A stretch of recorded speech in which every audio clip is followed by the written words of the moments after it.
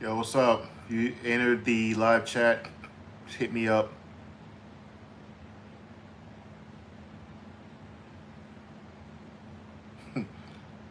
Came and left. It's all good.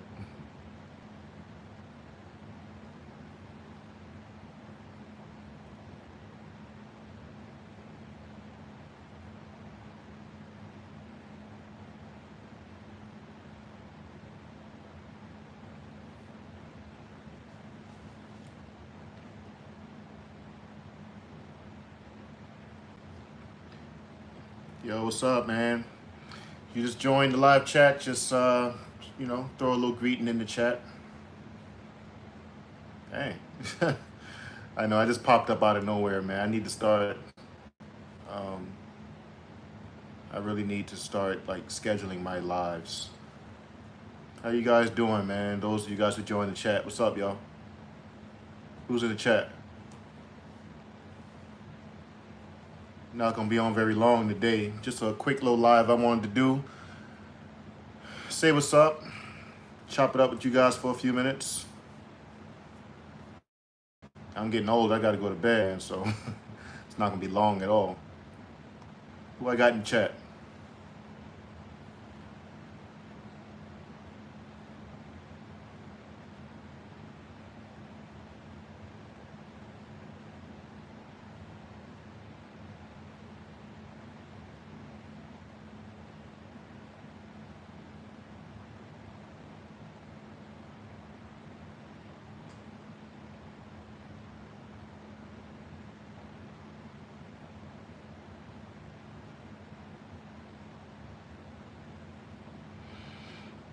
What's up? You dropped in the chat. Say what's up.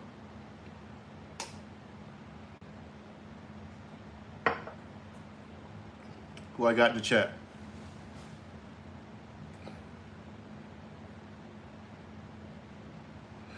Ugh. Damn.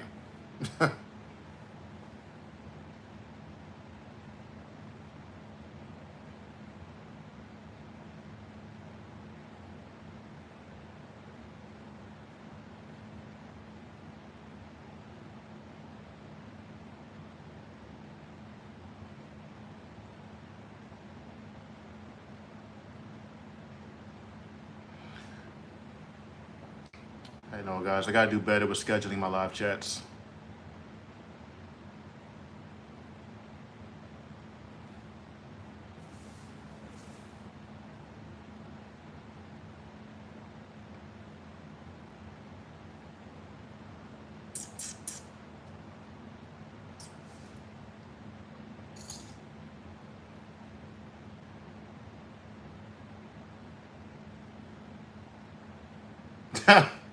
This is a staring contest.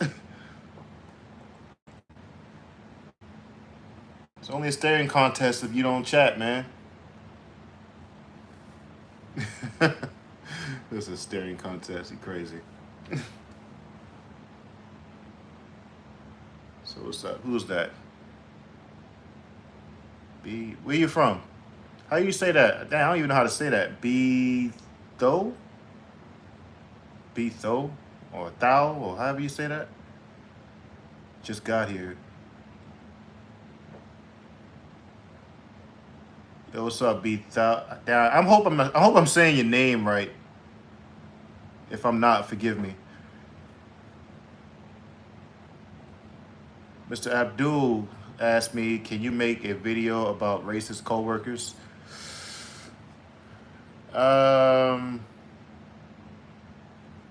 I reckon I can. Like, what about racist coworkers? Like, what made you deem that they're racist? Like, what have they done or said that you would deem them racist?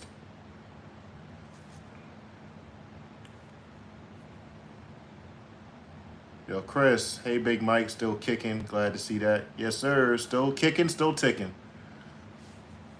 Yes, sir. What's up, man? Pronounce it like Taj and. Oh, okay. Got it. Got it. Taj. Be Taj. Okay, bet. Thank you. Thank you for correcting me on that. Yeah, but Mr. Abdul, you say, can you make a video about racist coworkers? Like, what did they do or say that you would deem them racist? Yeah, Chris, what's up with you though? What you got going on, brother? Yeah, I know I need to do a better job, you guys, man. My fault, man. I need to do a better job at announcing my live streams, man. I'm just so spontaneous, yo. I just be dropping in whenever I feel like it when it comes to the live chats. Cause I'll schedule something. I don't want to be that type of person who want to schedule something and then like when the time comes for me to do it, I'm like, damn, I don't even feel like doing that. You know what I'm saying? So I like to do it when I'm actually in the mood to do it or I got some time to kill. So forgive me for that, y'all. I'll do better with that.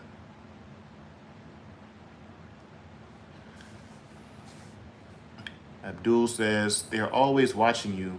They're always trying to obsessively control or make you feel some type of way when you're like the only black person at work and the rest of the people do what they want. I mean, hey, yo, Abdul, to be honest with you, man, that's just how it is in a lot of environments where you like the only black person. You know, I got a short story about that. When I was on the ship in Japan, I was the only black person at my profession in that office. And I used to feel sometimes the tension and things they would say, little subliminal things they would say that they probably thought I wouldn't catch or something. And I'm like, man, you know, I just ignore it pretty much. I mean, unless someone is making you feel threatened or, you know, get in your personal space or go over the top of something they said or cross the line. I mean, people are going to be people, man. If they racist, let them be racist. You're not going to change that. People are going to be who they are, you know? As long as they're not making you feel threatened or you feel like someone's really out to get you, hey, man, just stay to yourself, mind your business, and make your money. That's what you're there for in the first place.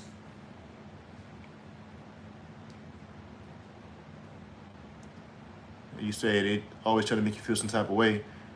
They can only make you feel some type of way if you let them, brother. Only if you let them. B. Taj says, man, I'm just doom scrolling live. Did I say that right? You said I'm just doom scrolling lives. I guess. Saw you live, just trying to thrive like everyone else. Glad that the Lord God is still on the throne. Oh, yes, sir. Yes, sir. He absolutely is on the throne. Because of him, I'm still alive today, man. He saved my life. I don't know if you saw that video I made about that about a month ago, a little over a month ago. Yes, sir. He's definitely on the throne. Yo, Marcus, what's up, boy? What's going on with you, man? How you doing? I heard from you in a little while, man. How you been, brother? Glad to see you. Thanks for dropping in. So what you guys want to talk about, man? Let's chop it up. I didn't have anything in mind, you know, in particular to talk to you guys about, man. I just wanted to check in on you guys, see what's up. You know, relatively short chat tonight, man. I got to work in the morning. Y'all know how it is. And I'm getting old, too, so I can't be up all night like some of you young folks, man. I got to get to bed, bro. I got to get to bed soon, man. Yeah, my man Marcus, man. Glad to see you, brother. B Taj said, yes, that's the best strategy. Yeah, man, because like I said, you can't control people. And the older I got, I realized that more and more and more. I used to like let so many things get to me when I was younger, things people would say or they insinuate something, and I just so quick to get offended. Man, look, bro, if you're not interrupting my money or you're not making me feel threatened, I don't care what you got to say about me, man. Like, you don't know me. I don't know you. I'm not here to be your friend. I'm here to do a job. You know what I'm saying? Like, I don't care about that stuff at work anymore. I don't at all. I'm there to make my money. Go home. Get that bag. You feel me? I'm not there to worry about who don't like me, who got a hateful thought in their head against me. I don't care, man. Just stay out my face and we cool.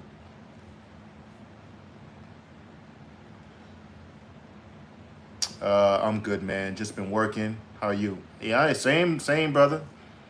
Working, you know, just getting some things in my life in order. You know what I mean? That never ends. You feel me? Had some trials and tribulations, man. just working through some stuff, but that's everybody. No one's exempt. That's how I can get on here and talk to you guys about how to navigate through stuff, man, because I go through it too.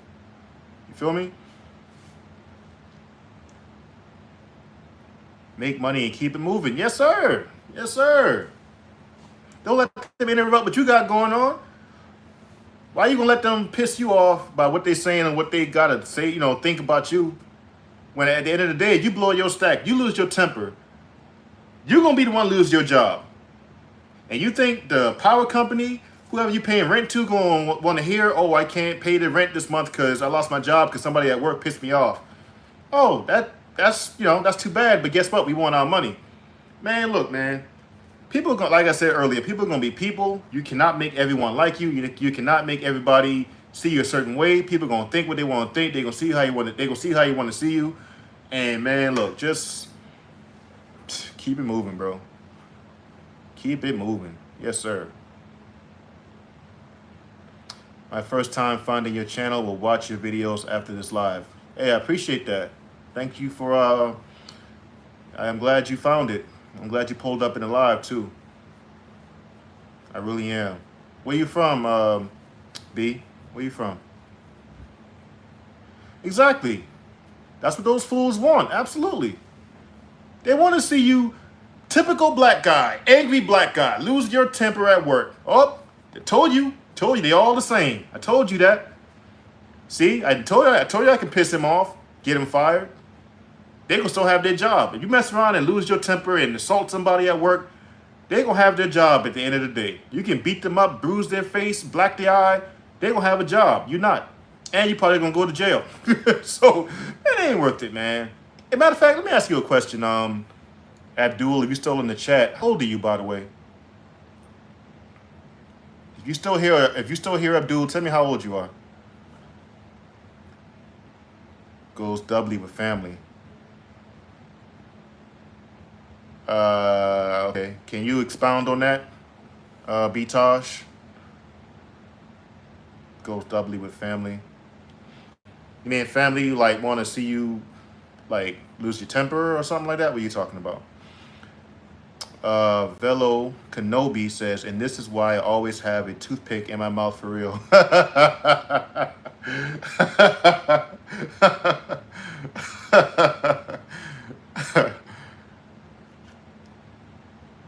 B. Charles says Colorado. Colorado, that's what's up. All right. You can have all them cold Rocky Mountains, brother. I'm down here in Florida, man. I can't do no Colorado, especially in the wintertime. You can have that, sir. Facts. They label us on these jobs, and it sucks and tough to deal with. Yeah, it does suck to deal with that. But, man, I don't know. I guess I got a gift, honestly. I guess I got a gift of not letting BS get to me, dog. I just don't. Like, I guess that's just maturity. I used to be like that when I was younger. I used to be so quick to get angry and probably want to fight somebody if they would piss me off, man. But now I'm 41 years old, bro. I don't got time. I got a wife. Like, come on, bro. I ain't got time to let nobody at work that once I go home, I don't even remember they exist once I leave my job. I'm going to let them ruin my dinner table?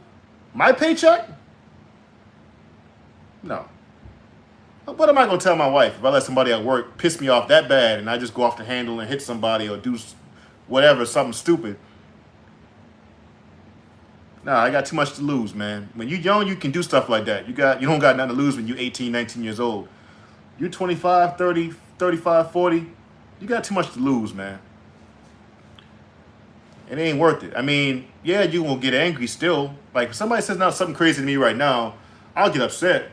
But I gotta, like, now I'm more rational than I used to be. Now I'll be like, man, look, I'll weigh the consequences in my head and say, that ain't worth it. Ain't worth my trouble, man.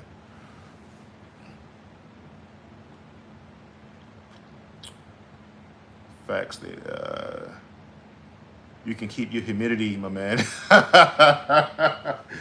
Hey, to each their own, my man. I'd rather be a little too hot than too cold. I can't do cold, bro. Like, I can always put a fan on me or something like that, man. But that cold, bro, you can't feel your toes. You can't feel your hands. Man, screw that, bro. I ain't trying to freeze to death. You know what I'm saying? Albert, Big Mike, you're competing with the election debate, bro. I'm competing with the election debate. Hmm. Yeah, you kind of lost me on that one, Albert. What do you mean I'm competing with the election debate? Karen Green, what's up, bro? Yo, what's good, man? How are you? Thanks for dropping in, everybody who just dropped in the chat. I appreciate that. Yeah, small live tonight, man. We just doing a small little, little chat session.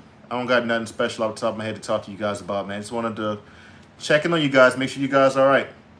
I don't do enough lives. Like I told you guys earlier, man, I really need to do a better job at like scheduling my lives. I'm just afraid that when it's time to do it, I'm not gonna feel like it. I'm telling y'all, bro, I'm like that. I am like that. We can always watch that debate later.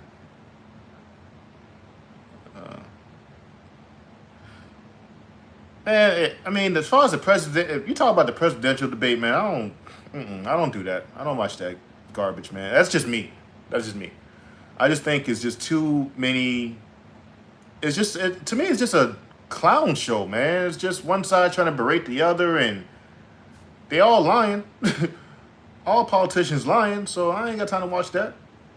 One just a better lie than the other. That's it. I will be 42 this year. I still need to work on that and still feeling like I got something to prove. Yeah, you know what, Marcus, I feel you on that, man, because like that comes from a lot of times. That comes from past experiences, that we may have had over the course of our childhood. A lot of times when you maybe feel like you may have had people trying you a certain way when you were younger, and that's something you never can shake that. I know how it feels, but that never goes away, but you learn how to deal with it better and navigate through that better as, the older you get. Because like I said, you got more to lose than you did 20 years ago.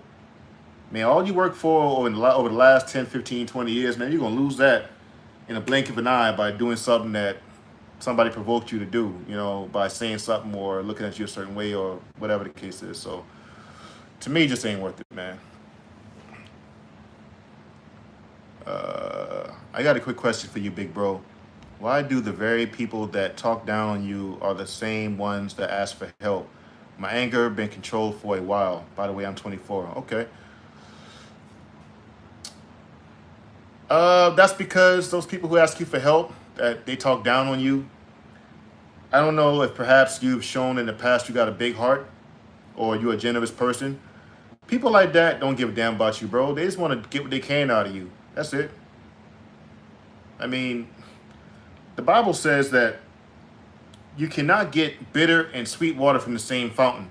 The same people who are cursing you, and then acting as though y'all cool the very next second, and then will ask you for help. Oh, I love you this, I love you that when you're giving to them, but as soon as you don't give to them, oh, this person ain't this, they ain't that, they trash. And man, screw that, man. Anybody who can see that clearly is showing you they're not for you, because anyone who is for you is not going to do that. They're not going to talk down on you. And those who do that, don't be as small as they are. Be bigger than that. You can like how can I put it, man? Like I said, you can't change people, man. People are going to be people. They just going to say what they're going to say and do what they want to do. But those who you discern that's really not for you, don't give a damn about you, man, just keep your distance. That's all you really can do. They come to you asking you for help. Now, here's the thing, too. Here's the thing that I get a little bit sometimes, I would say, conflicted about. Because in order to grow as a person, you have to be willing to do for those who may not like you. That's a hard thing to do. It's a very hard thing to do. The Bible says to be good to those who hate you. Pray for those who abuse and who mistreat you. That's hard to do. Very hard to do. So, and being able to do that, you definitely showing growth. Especially if it's somebody who you've seen is in a dire need of help, and you know this person don't like you, and you're still able to help them out of the goodness of your heart. You did nothing but put that person to shame, because they thinking, damn, all the bad I said about this person, and they still able to do that for me. Now maybe they'll say that, maybe they won't, but it's out of your control. I hope that wasn't a childish question. Oh, wait a minute. I got a quick question for you, big bro. What? Oh, yeah, I got that one. I hope that wasn't a childish question. No, it wasn't a childish question at all. Hey, listen, man, like, we all, there's no such thing as a childish question if you are really, that's something you really, truly, like, wanted to know. I mean, trust me, there's people who are probably a lot older than you who act way childish than you thought that question was. So, nah, man, you good, bro. And we all struggle with something, man. That's something we all struggle with, something. So to say that, childish question, not at all. Not at all. Chris, sound wisdom from Big. I appreciate that, Chris. Be careful who you do things for. I've been in a situation too many times. I used to be a giver, but not as much anymore. The thing with that is, still be a giver, Marcus, man. Be a giver, okay? Don't let nobody change who you are. If that's who you were in the beginning, man, you got a good heart, man. Keep a good heart, bro. Don't let this world shut that off, and, make you shut that off. You know what I'm saying? But you got to be more careful of who you, share, what do you call that? Cast your pearls before. The Bible says, do not cast your pearls before swine. Meaning, don't be in such a rush to give your gifts to people who definitely not going to appreciate it, man. And give good to those who, like I said, who really ain't got your best interest at heart, man. All they're going to do is turn around and attack you. So don't worry, have discernment. If you see somebody is truly in need of help and you are able to help them, then do that.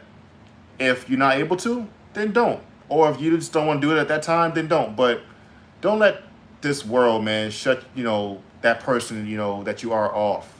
If you got a good heart, dude, keep a good heart. Just be more careful who you share your gifts with. That's it. Like, for example, right? I'm gonna share something with you. I got an uncle in my family who's been a crackhead for I don't know how long. And I'm not even kidding. He's a legit crackhead. Not even making that up. He asks me for money sometimes every time he sees me, he asks me for money. I don't give him cash. I'm not doing that. Because I know the first thing he's going to do is go around the corner and try to buy something to smoke or some crack or whatever. Not giving him that. Ask him what he needed for. He said he needs some food. And I test him. I'll go buy you the food. All of a sudden, he changed his mind. You don't really want no food, bro. You want some money for some drugs, which I'm not going to supply. I'm not going to do that. You want that? You want to live that life? Get it yourself.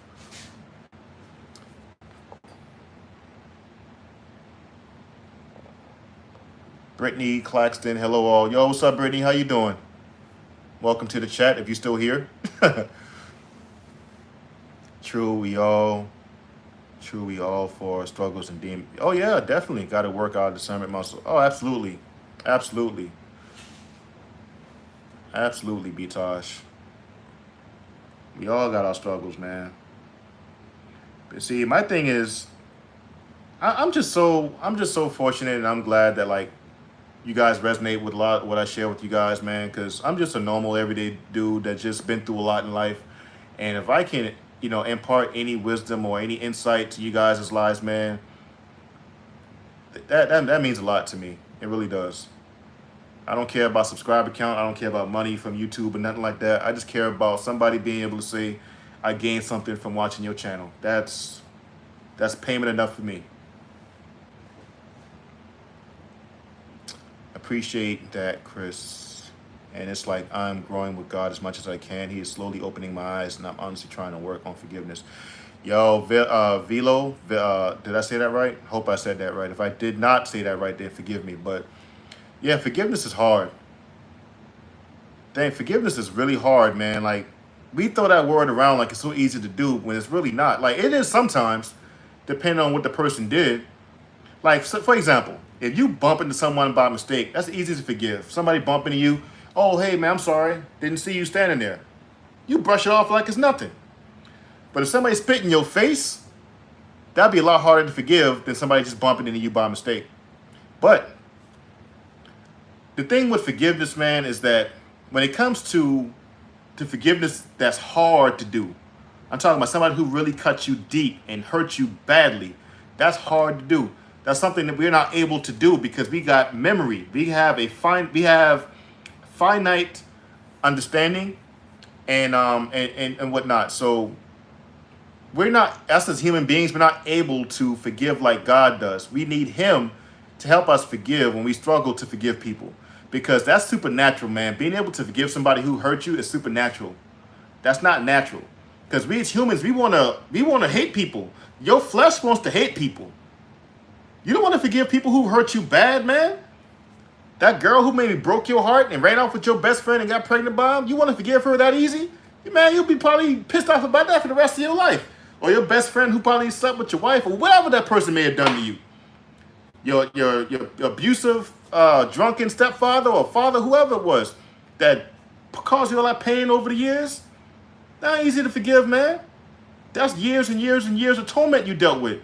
So when it comes to stuff like that, you think you can have the capacity to forgive in your own power? No, sir. That's why you need God. You need God to forgive you, because God is bigger than anything we can ever do. His grace is sufficient. You know, He forgives us more than we deserve. I know He forgives me more than I deserve. In my lifetime, I did a lot of crazy stuff. And that's one thing also I forgot to mention too, Velo.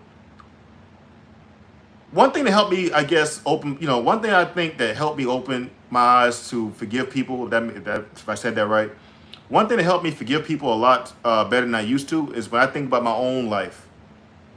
I've hurt people too. You know, when it comes to forgiveness, a lot of times we like to think about the people that hurt us. But what about the people that you hurt? I'm 41 years old.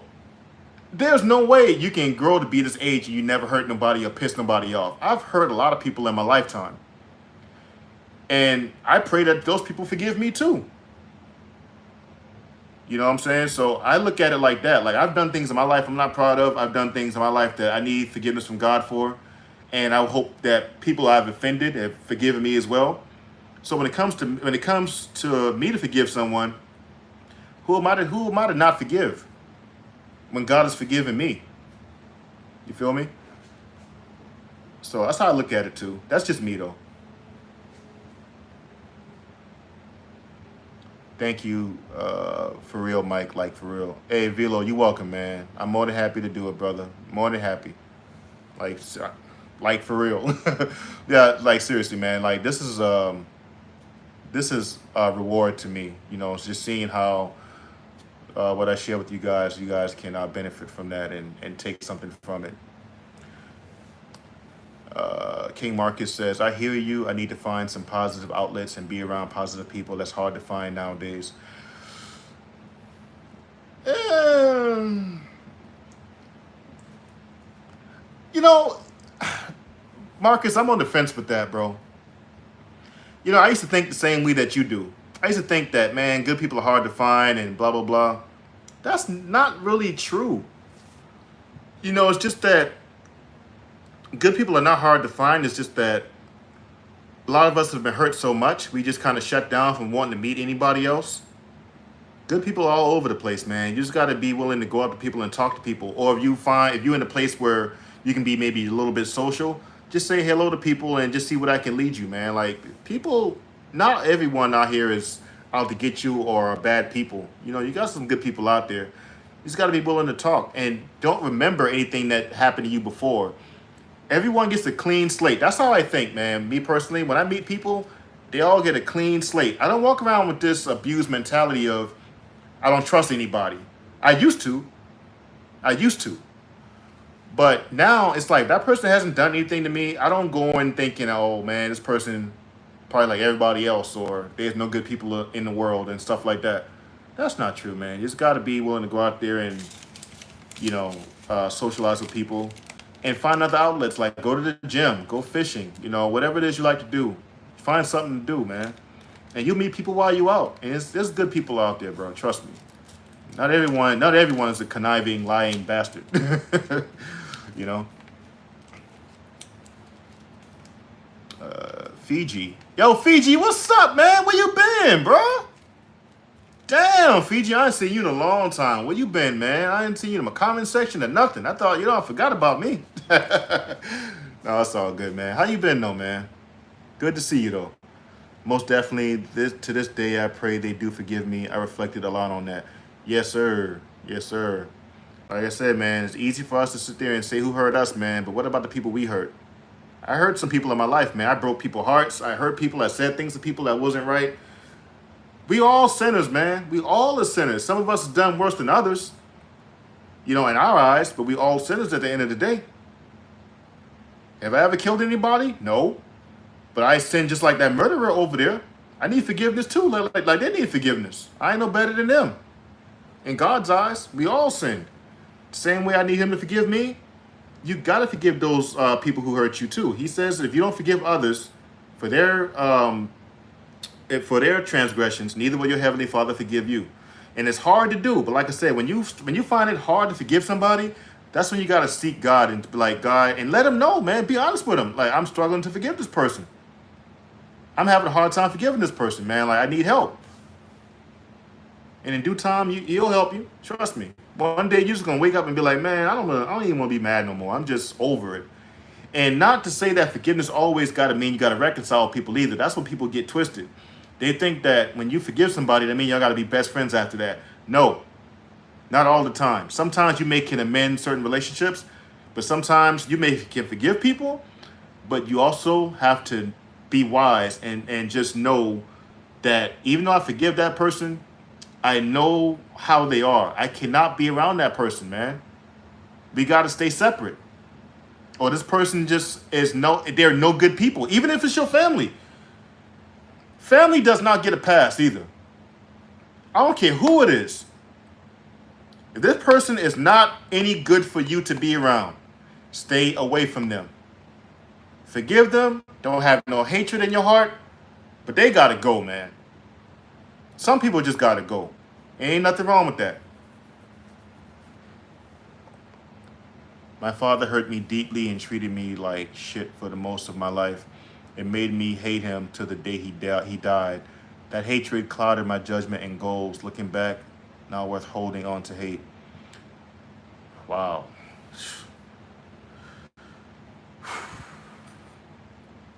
Wow. Yo, B, I felt that one, man, because that's what I feared. You know what I'm saying? Like, I feared, because I can definitely see myself in your comment right there.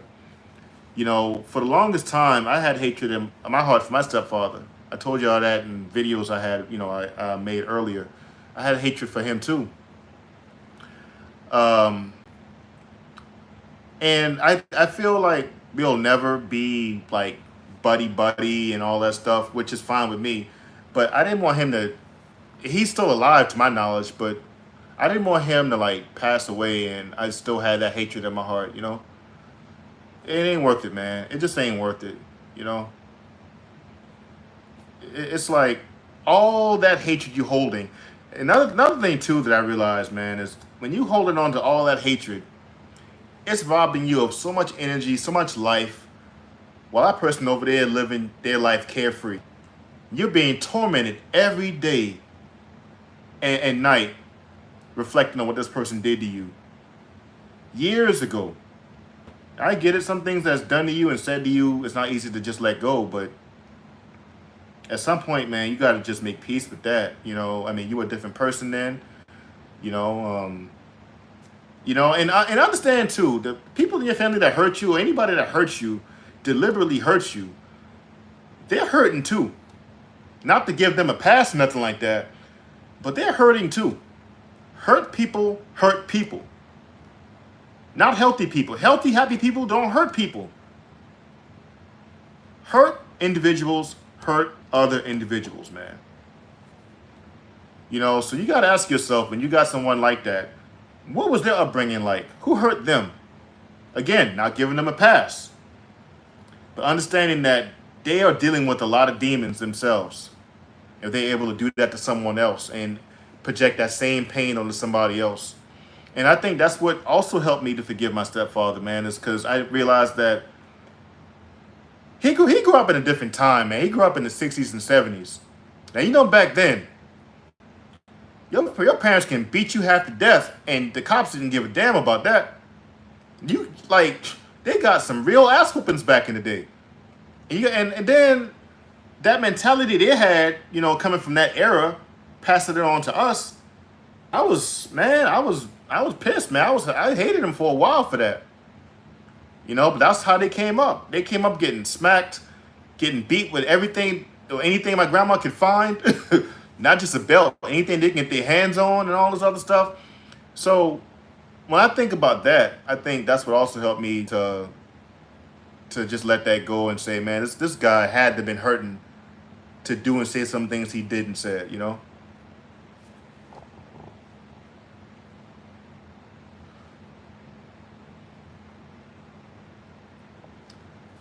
Bible said to forgive, never say anything about forgetting. Learn and grow and keep it moving. Yes, sir. Keep it moving, man.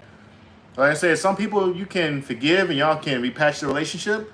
Some other people, you remember what they did. You got to just, hey, I forgive you, but I ain't no fool either. You got to stay over there, man. Straight like that. Maybe you're right. It could be me. I guess it's easier to be on defense.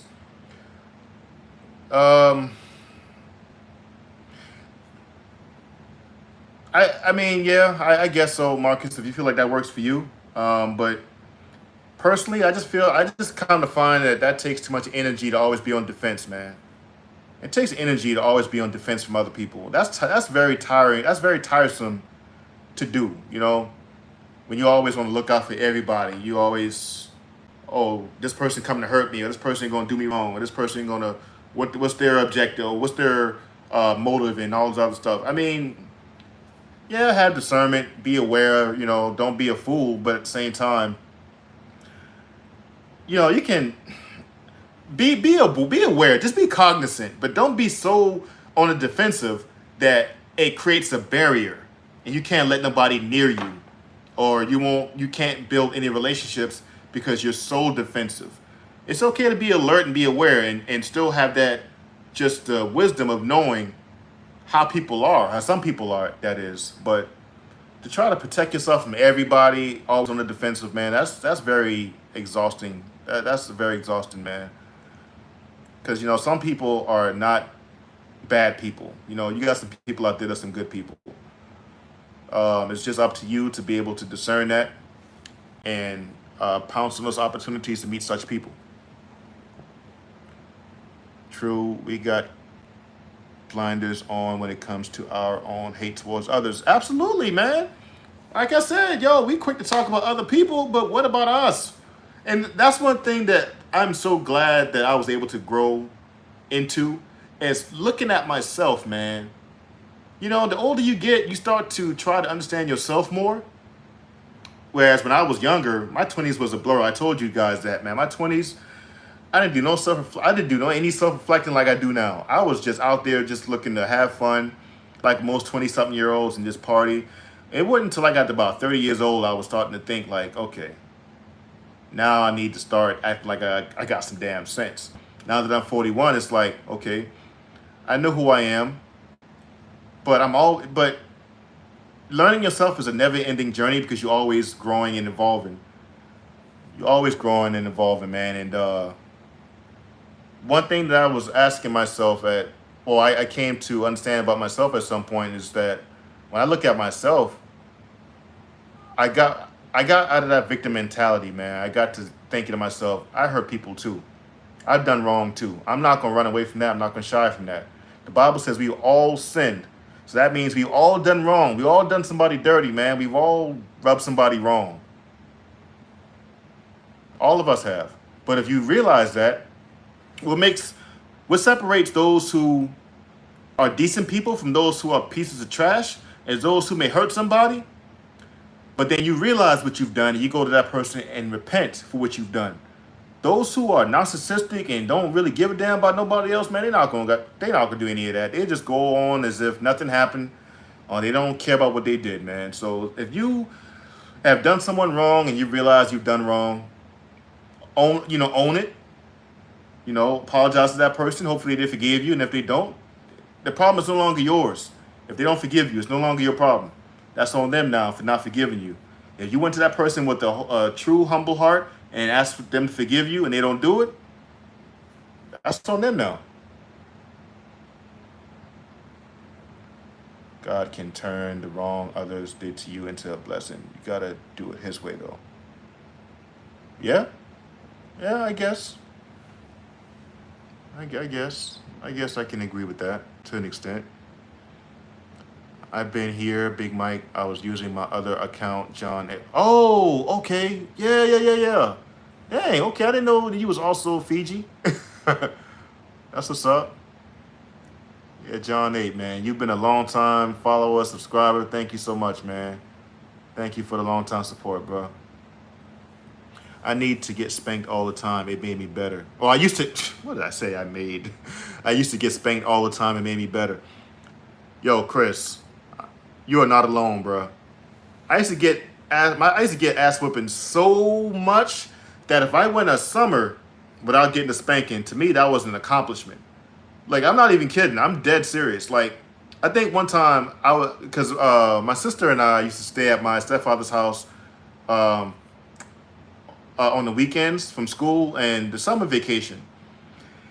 I think one summer I went the whole summer without getting one spanking. I did not get one spanking, and to me, that was an accomplishment. I was like, damn, I actually was pretty good this summer. I didn't get not one beating. That was usually not the case, but right, man, it made me better too, because that put fear in me. When I was younger, I wasn't scared of my stepdad, like thinking he was gonna kill me or nothing like that. I just had a healthy fear for him because if I messed up, he whooped my ass. But it made me a better person because, like, when I was out there in the streets when I was younger, I used to hang out with all kind of guys, street guys and everything like that. But I never went too far with them. They would go out there and do all these wild things. They would, yeah, you guys know what street guys do, right? I don't got to explain all of that. But they was into all this stuff, and I would say no a lot out of the fear for my stepfather. So those spankings really saved me from a lot of trouble in my life. They really did. I agree.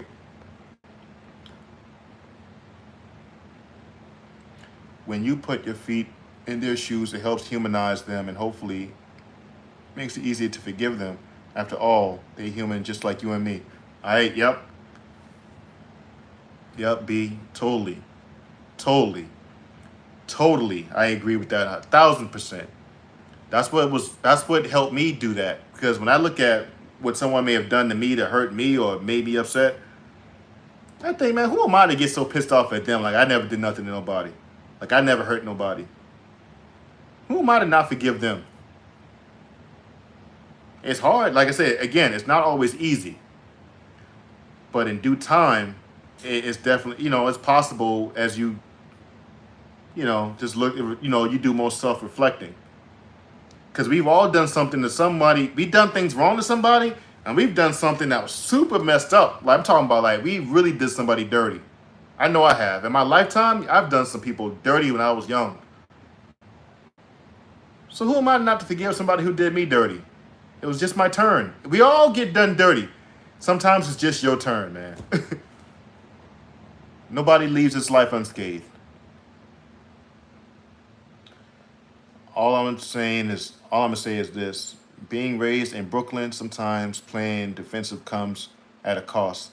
Believe it or not, there is a woman in my life that taught me that introspection is a crazy blessing.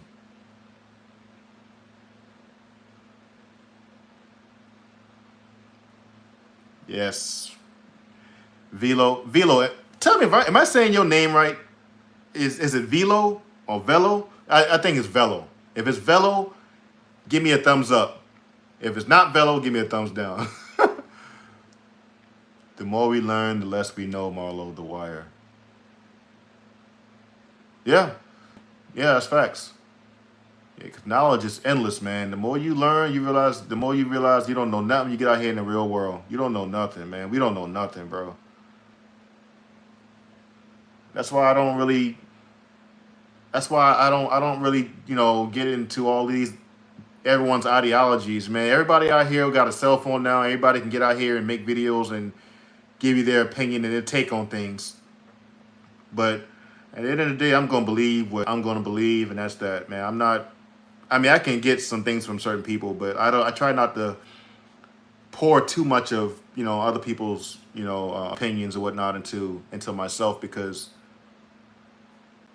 I mean, it don't matter, man. You still gonna go out here and realize you don't know nothing anyway. So that makes any sense, y'all. If that makes any sense. And to clarify to that statement, I meant playing defensive isn't worth it. Okay. Velo. Oh, Velo. Okay, bet. Thank you for correcting me on that. Gonzalo Lira said something that blew my mind. He said, the days are long, but the decades are short. Man, my 20s and 30s flew by like the blink of an eye. Who are you telling? Yo, B, who are you telling, man? Like, I'm still tripping out over that. I'm still tripping out of, damn, I'm 41. That's crazy. I feel 21.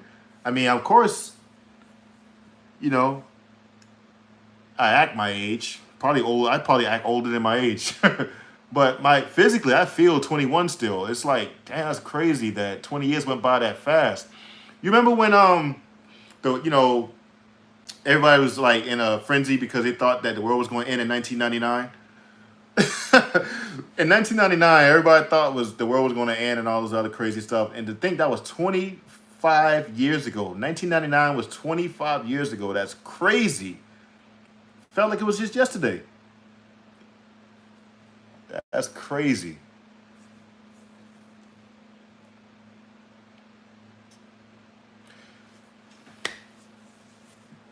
Get a sip of water. My mouth going dry.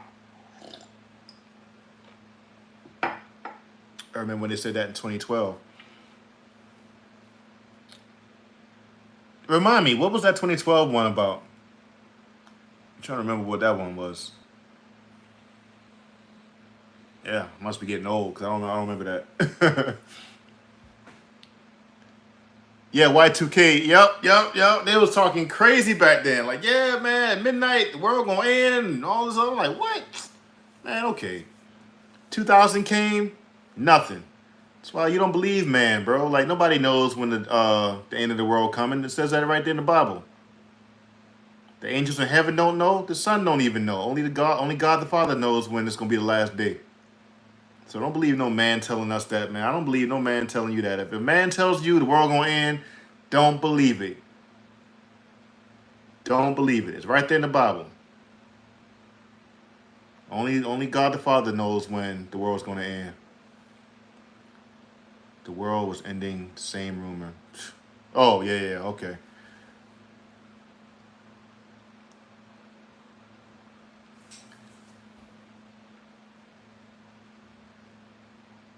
So let me ask you guys a question, man. What are y'all thoughts on? I want to ask you guys something because I was thinking about making a video about this earlier, and I wanted to ask you guys who are in the chat a question. What do you guys think about these gender wars that's going on nowadays?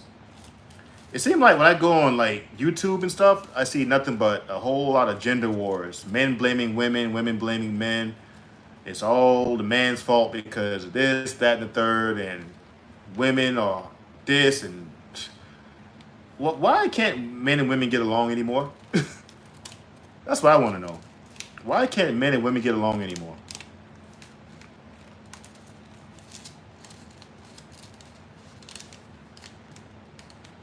What I want to know is where did all that rainforest money go? All of them 80s and 90s say the rainforest commercial.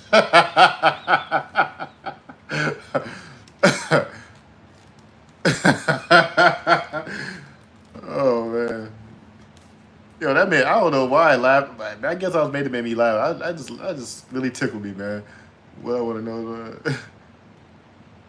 Hey, they spent it. That's what they did with it. The gender war is all about money.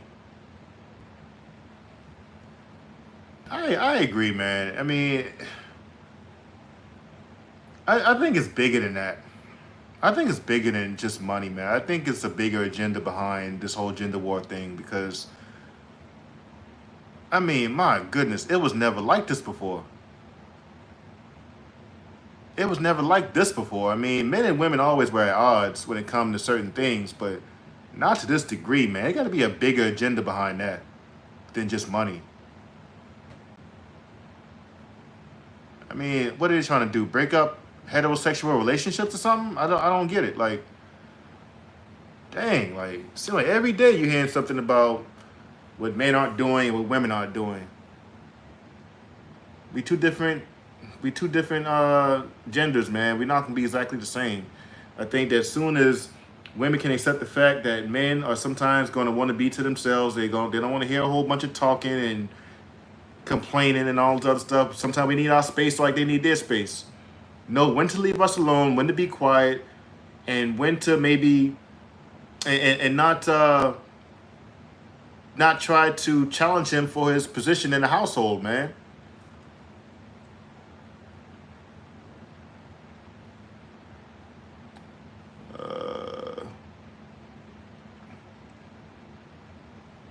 The fall of man did a number on us, man. I agree. I totally agree, Alex.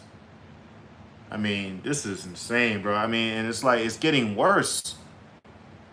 Like, oh man, I need to do a video on that. I need to start taking notes on this video I want to do when it just talk I want to discuss like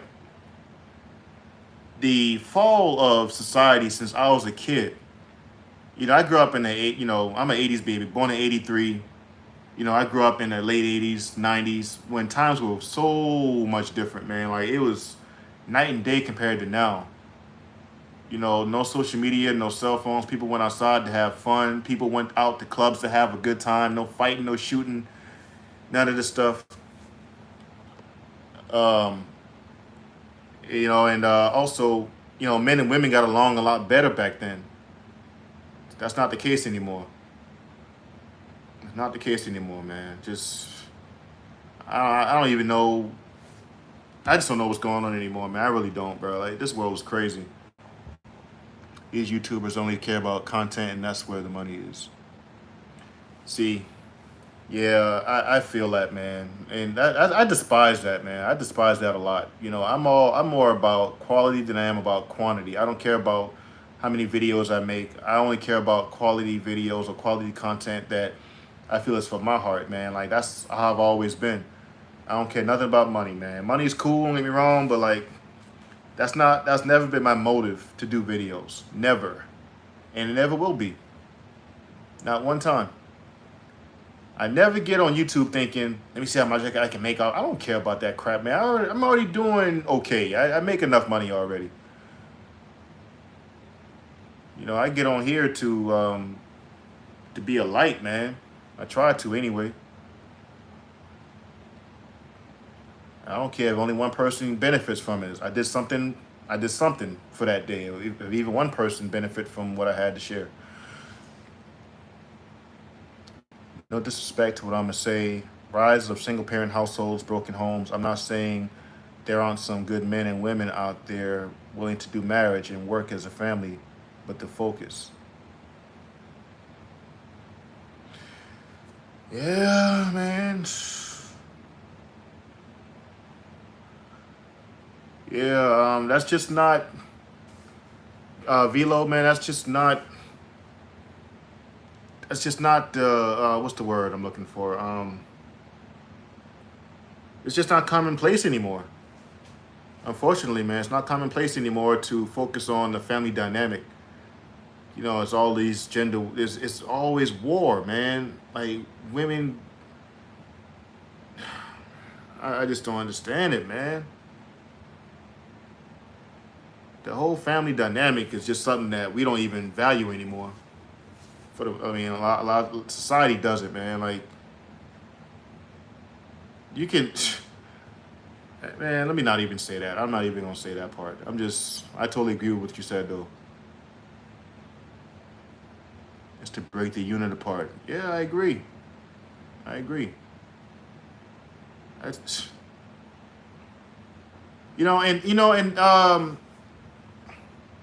what I'm gonna say. Coming from a broken home, I can definitely I feel the effects from that still. That's something you never get over, man. Like you learn to deal with it when you get older and stuff and you mature, but that's something that you always feel that void inside coming from a broken home. I still feel a void from that. Not having my mom around and stuff like that. Now I'm not looking for no sympathy, nothing like that.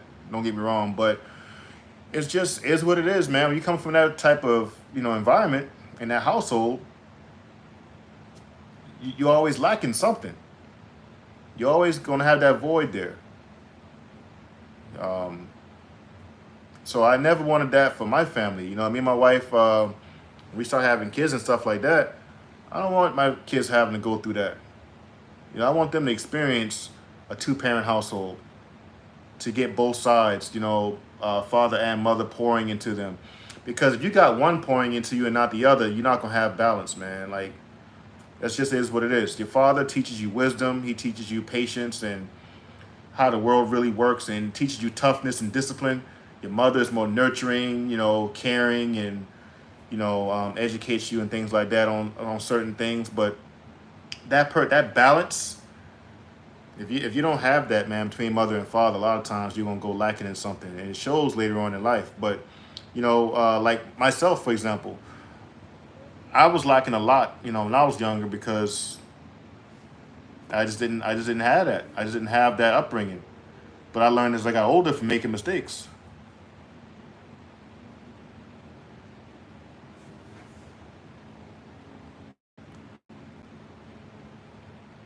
It feels calculated, lots of hands in the cookie agenda jar. Feels like we are getting pulled and dragged in all directions.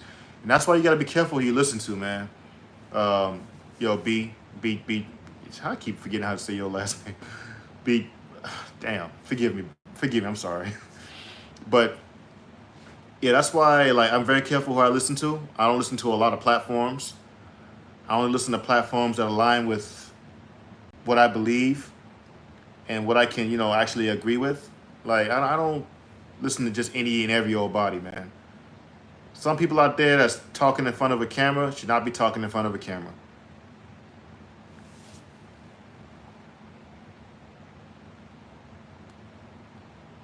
If you listen to everybody that got an opinion, man, you're gonna be confused. That's the problem with a lot of these people nowadays, man. Listen to everybody that's talking on a camera and think that they know what they're talking about, and the next thing you know, you listen to this person's input, this person's input, this person's input, this person's input. That's four different people you're listening to, and before you know it, man, like especially these all these people are saying something different. It's gonna have you all mixed up and confused. Now, if they all line up together and you like each and every one of them, and you like how they explain things, and that's one thing. But if they all talk about something different or something contrary to what you may believe or think yourself, then yeah.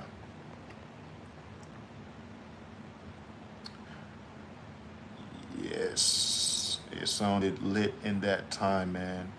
It's looking grim right now. I missed the '90s, yo. I wasn't. Let me say, I wasn't legal until 2001. Like legally an adult until 2001. But I got to experience a little bit of the late '90s. I was 16 in 1999. I wasn't legally able to do nothing yet. But I remember that time of just being, just how it was, man. Like everybody went outside to have fun. When I was 16, we would go to the park all day and play ball all day long. And I'm talking about the whole neighborhood out the park. Everybody out there. All the pretty girls out there, all the guys out there, we having fun, playing ball all day, people cooking out, you know, having a good time. You don't see that too much anymore, man. I go to my old neighborhood now, it's just a sad scene, bro. When I go home to visit now, sad scene. No kids outside playing, riding no bicycles, nothing like that. We used to ride bikes everywhere. You know what I mean? Like we had a good time back then. Times are way different. TV was actually worth watching. Not like all this trash you seen on TV nowadays. Like when TV came on back in the day, my families came together and watched that. Nowadays, man, TV is not worth watching. A lot of garbage. ungodliness caused this whole drama. I totally agree with that, and it's being perpetrated more in our society by what we listen to and what we watch on TV, man. Again, TV, music, that's poured a lot of this demonic spirit into the culture, man. I mean, look, listen to the music that was made in the 80s, 90s, early 2000s compared to now. Like, don't get me wrong, and like Tupac and Biggie and all of them, they spoke some street stuff. I mean, of course, Tupac was sometimes hardcore, but Tupac never told nobody to drink lean or freaking pop Molly pills and stuff like that. Tupac never told nobody that. Now, of course, he smoked weed and drank liquor, which is like a common thing in the black community. That's nothing. But man, like these rappers out here nowadays telling kids to freaking drink lean. What? Why would anybody want to drink that stuff? I mean, hookup culture is gone rampant, man. Yeah, man, this world is crazy.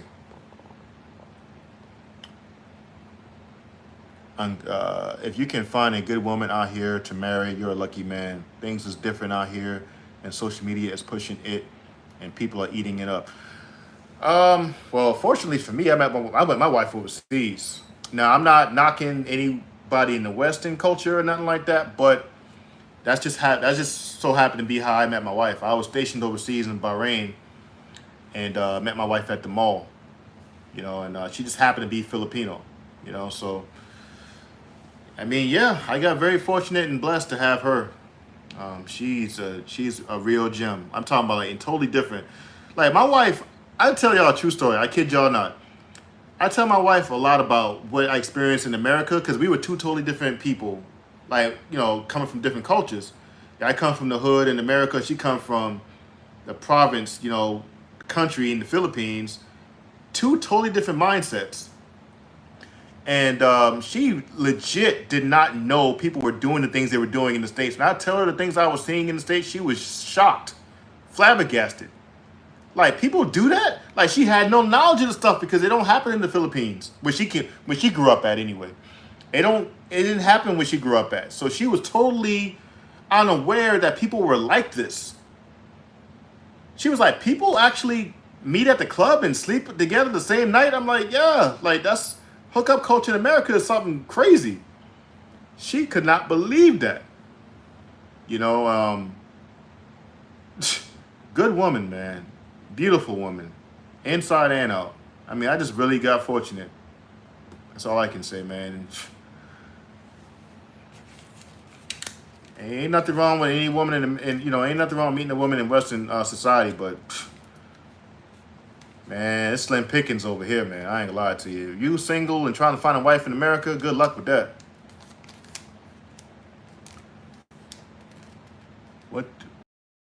What do all broken homes have in common? Worshipping everything but the true God. Just my observation, though. You know what, Alex? I totally agree with that. Because I didn't come from a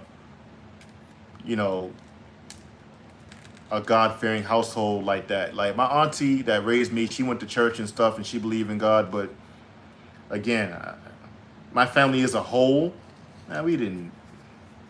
No, my family as a whole didn't do all of that. Like go to church as a family and all that stuff. And as a result, we didn't. Our family didn't put him first, and a lot of bad things happened.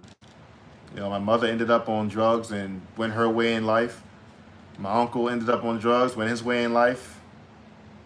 And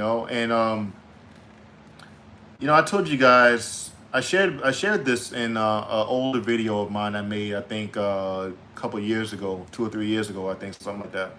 I was talking about how that lifestyle and how watching them affected me when I was young, because when I was young, I did a lot of stuff I'm not proud of, man. Like watching my mother steal and do all kinds of stuff. I did a lot of that same stuff when I was young because that's what I saw. That's what I knew. Then I had to grow out of that when I matured and was like, yo, like, I was tripping back then, man. Like, I learned a lot of things I should not have been doing from my family from when I was young. That when I got older, I grew out of that by the grace of God. And, I'll never do that again. Like, I don't have to. But, yeah, that's crazy, man. Yeah, that was definitely a result of My family not putting God first, and a lot of bad things came as a result of that. A lot of people in my family have.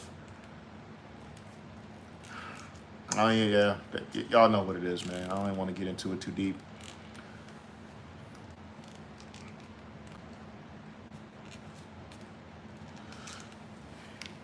Yeah, Marcus. I take it you single, right? You're not married. My question is, how do you deal with the fact that our families are far from God's salvation? Well, the unfortunate part about that, Alex, is that not everyone can be saved. And that includes even people in your family sometimes. Not everybody can be saved. People make their own choice at the end of the day. And all you can do is be an example. You can be an example to your family. They see how you living and your walk, you know what I'm saying, you walking with the Lord, they see your walk. That can be an inspiration to them to want to do the same thing. And one thing you don't want to do though, is you don't want to beat people over the head with that because you're gonna run them off. Don't like I'm not saying you're doing that, Alex. I'm just saying like some people out there are like that. Like we all know people like that. That they once they get to know Jesus, now they want to try to force that on everybody. All you can do is just be give your testimony to those who really sincerely want to hear it, and just be an example. Like continue living your life the way that Christ said do, and then anybody who is intrigued by the way you live your life, they're gonna come up to you and ask you questions. They're gonna come up to you and want to know why you are the way you are. How come you don't curse? How come you don't do this? How come you don't do that? Like you always to yourself. You're so mysterious, and that can open the door for you to, give your testimony. But yeah, man, just continue walking in the way that you know to walk, and people, even your family, unfortunately, some of them not gonna be on board with that.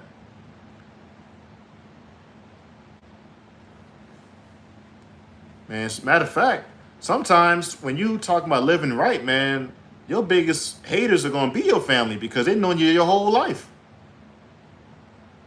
They've known you your whole life. They watched you grow up from a baby up into who you are now. Think about that. Like, let me ask you a question, Alex. How would you feel if someone you knew your entire life, since they were in diapers, this person was a thief, they grew up to be a thief or a liar, whatever the case was, they committed so many sins, you knew this person was like, you would think they're the last person who was going to come to the Lord, right? Now they get saved. They're a totally different person. They're a new creature, like it says in the Bible. They're a new creature. Now they come to you telling you about the Lord when you know all the bad things they've done since they were little. How would you think you would take that? Not to say that you would object, but perhaps you may be like, man, who are you to tell me about the Lord, man? Like you did this, you did that, you did this, you did that. I know everything you've ever done in your life. You gonna tell me about the Lord now? Man, get out of my face. That's what some people are. So, but yeah, I say all you can do is continue doing your thing, brother. Yes, I'm single. I wouldn't mind being married, but as of right now, I value my peace more. Yeah, man, enjoy it while you can, Marcus. Enjoy it while you can, bro. Ain't nothing wrong being married. Being married is a beautiful thing when you got a wife who is, who displays the qualities that you're looking for in a wife. It's a beautiful thing, man. But yeah, like keep your peace, man, until that time comes, until that woman comes that you wouldn't object to marrying. Because man, that's one of the biggest choices that you'll ever make in your life. Who you decide to spend the rest of your life with. That can either make you or break you. Whoever you decide to spend your life with, man, that'll make you or break you. So definitely take your time with that, bro. Alex says, thank you very much. Man, Alex, man, you're more than welcome, bro. It's an honor for me to even do it. So I thank the good Lord. So don't even mention it, brother. All you can do is do you and walk with the Lord. Remember, even Jesus had said something to the effect of it not being fruitful to those near you. Yeah, facts. And he also said that, you know, the a man's enemies will be those of his own household. His own household. Your enemies shall be those in your own household. People think that walking with the Lord is something that they just can just up and do, like it's just easy, man. That's not an easy thing to do. God's ways and the world's ways are totally different. It's like oil and water, they don't mix. So when you are living totally contrary to the way people are used to seeing you walk, they're going to have something to say about that, especially those who know you the best. All these years, this person has known you. All of a sudden, now you're this different creature. Like, they don't recognize you no more. If you used to drink and smoke and curse and do all this wild stuff on the weekends, and all of a sudden now you change your life and live for the Lord, they're going to be like, man, what the hell? Like, bro, you was just doing this last week and now you got saved and you're not, like, what? You're going to go through it, man. You can go through it. And them going to be the ones that's going to try to pull you right back into the life you was just in, that you just got saved from. They're going to be the main ones trying to pull you back into that lifestyle. A lot of them. You know, because people get selfish, man. They think about, oh, I'm losing my best friend. I'm losing my brother. Or I'm losing, you know, whatever. Like the things we used to do, we can't do no more now because you live in a different life. But, I mean, you're not living for them.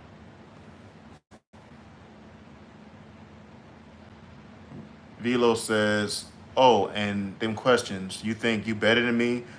Boils my blood low key because what I had to go through to get to this point, I hustled for, and this is what they think. Yo, Velo, those words are nothing short of that of a jealous person. That's nothing but jealousy, man. You think you better than me? That's nothing but jealousy. That's nothing but jealousy. You know, and that's what people don't see as well, Velo. They don't know your. They don't know They don't know your story. They only see the glory. You know how that saying goes. They don't know your story. They only see the glory. Yeah, something like that. They don't know your story, man. A lot of people don't know what you had to go through to get to where you got to. They see the end result, the finished product. They think it was always like that. Like, for example, right? I'm going to tell you a story, Velo. Or all of you guys, right? Velo says, nah. That's the, nah, like.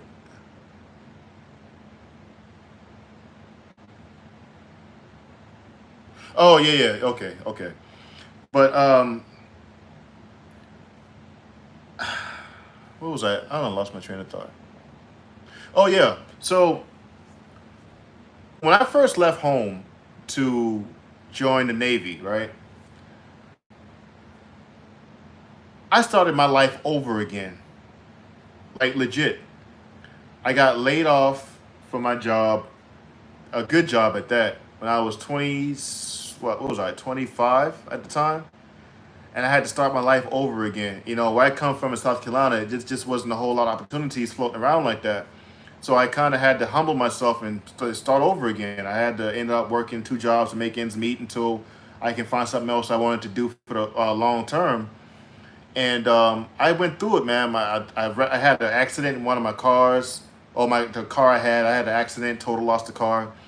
And ended up, you know, I was just riding the bus every day to work. I was walking, riding my bicycle. Yeah, I was riding my bicycle to work, working 2 jobs. When I left home to join the Navy and I got a fresh start and I was able to become successful doing it, and I bought my new car with my own money, brand new, had it built and everything. Yo, when I brought that thing back home, you know the hate that I got from my own family and old friends, all of that. They see that and think it was always like that. We got a new car and all this other stuff. I had the blacked out Challenger, man, with the V8 engine. What? Man, that thing was so clean, boy. When I first got that car, man, you couldn't keep me out of it. You know, and I was so proud that I was able to go through what I went through, man, and work hard and grind it to get that. That was one of my dream cars, was a Challenger, a Hemi. And the hate that I got, man, I was just confused. Like, yo, nobody gave me this. I worked for this, man. They didn't see all the days I walked home from work late at night, ride my bicycle home from work before I joined the Navy. They didn't see all of that. They didn't see when I was on the ship in Japan at sea at night. When you go out on the Navy ship at night, that's one of the scariest things ever, man. There's nothing out there but moonlight. Everything else around you is pitch black at nighttime in the ocean. You know how freaking scary that was when I first got on that ship, man? Going through, the things I went through in the Navy, man, just being, black is being black in my profession. The things I had to go through, discrimination, all the things I had to go through, man, and fight and crawl to where I got to and get what I got. And you gonna hate on me? You hating on me? What the hell did I do to you? All I did was grind it. You could have done the same thing. Don't blame me because you made a poor choice in your life and left. That's not my fault. And it's not your fault either. Not your fault either. So let them hate, man. Who cares? People act like things are just given in this world, man. Ain't nothing given in this world. You got to earn everything you get. Unless you come from money or something like that. I didn't come from money. I came from the hood, man. I came from, man, like when I was a kid, my mom had welfare food stamp booklets. Like now they got the debit, what do you call that thing? The EBT card nowadays for those whatever that got food stamps. Yo, when I was a kid, we had the food stamp booklets. You know how embarrassing that was to walk down the street with that thing, man? What are y'all man, what are they talking about, bro? People, that's why anybody who hate on me, I'm like, bro, you just want to hate just to hate, bro. Because if you knew my story, you got nothing to be jealous of. All I did was just work my ass off. That's all I did. But that's how people are, because they didn't have the same drive as you.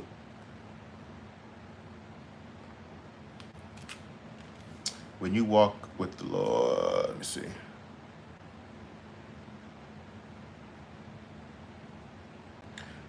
The Escapist says, oh, the Escapist, hey, what's up? How you doing? Just found you recently. Appreciate the advice and wisdom. It definitely helped me. Hey, all glory to God. I'm just honored. Like I always say, I'm nothing but an unworthy vessel trying to do my part, man. That's all I'm trying to do. And I'm glad you found it helpful. I really am. B says, when you walk with the Lord has time and eternal standards. So people know that and they will give you shit when you stumble. The same people don't have any standards to live by. Totally true. Totally true.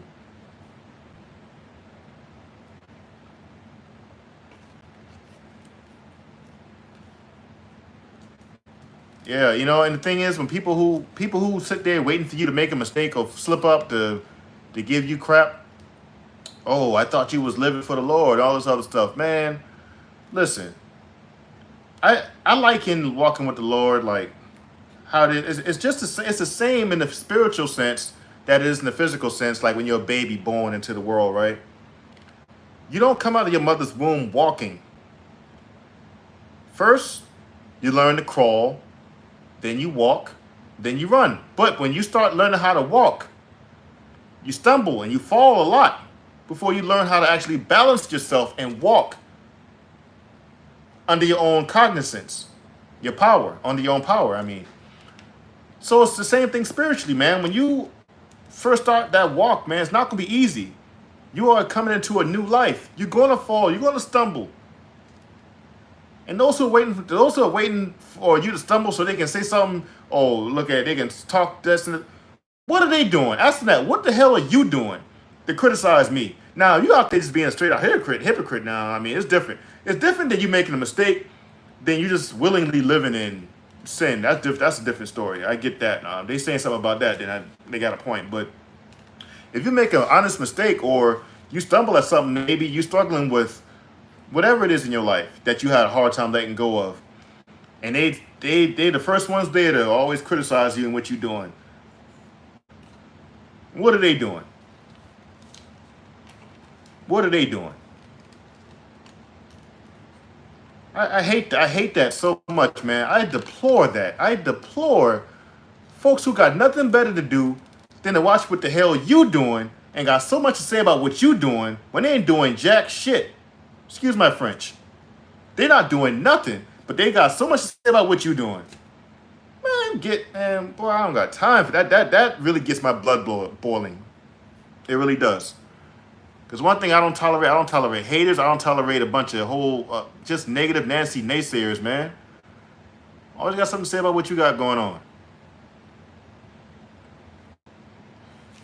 Velo says, woo, Black Charlie, mean mugging the streets. Yes, sir. When I tell you, man, that thing was so clean, bro. Like, that thing was so clean. And I'm not even making this up, Velo. Not making this up at all.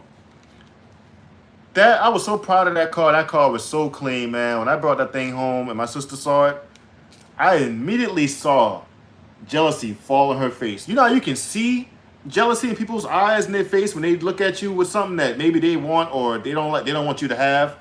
You see it, bruh. You see that spirit come over them.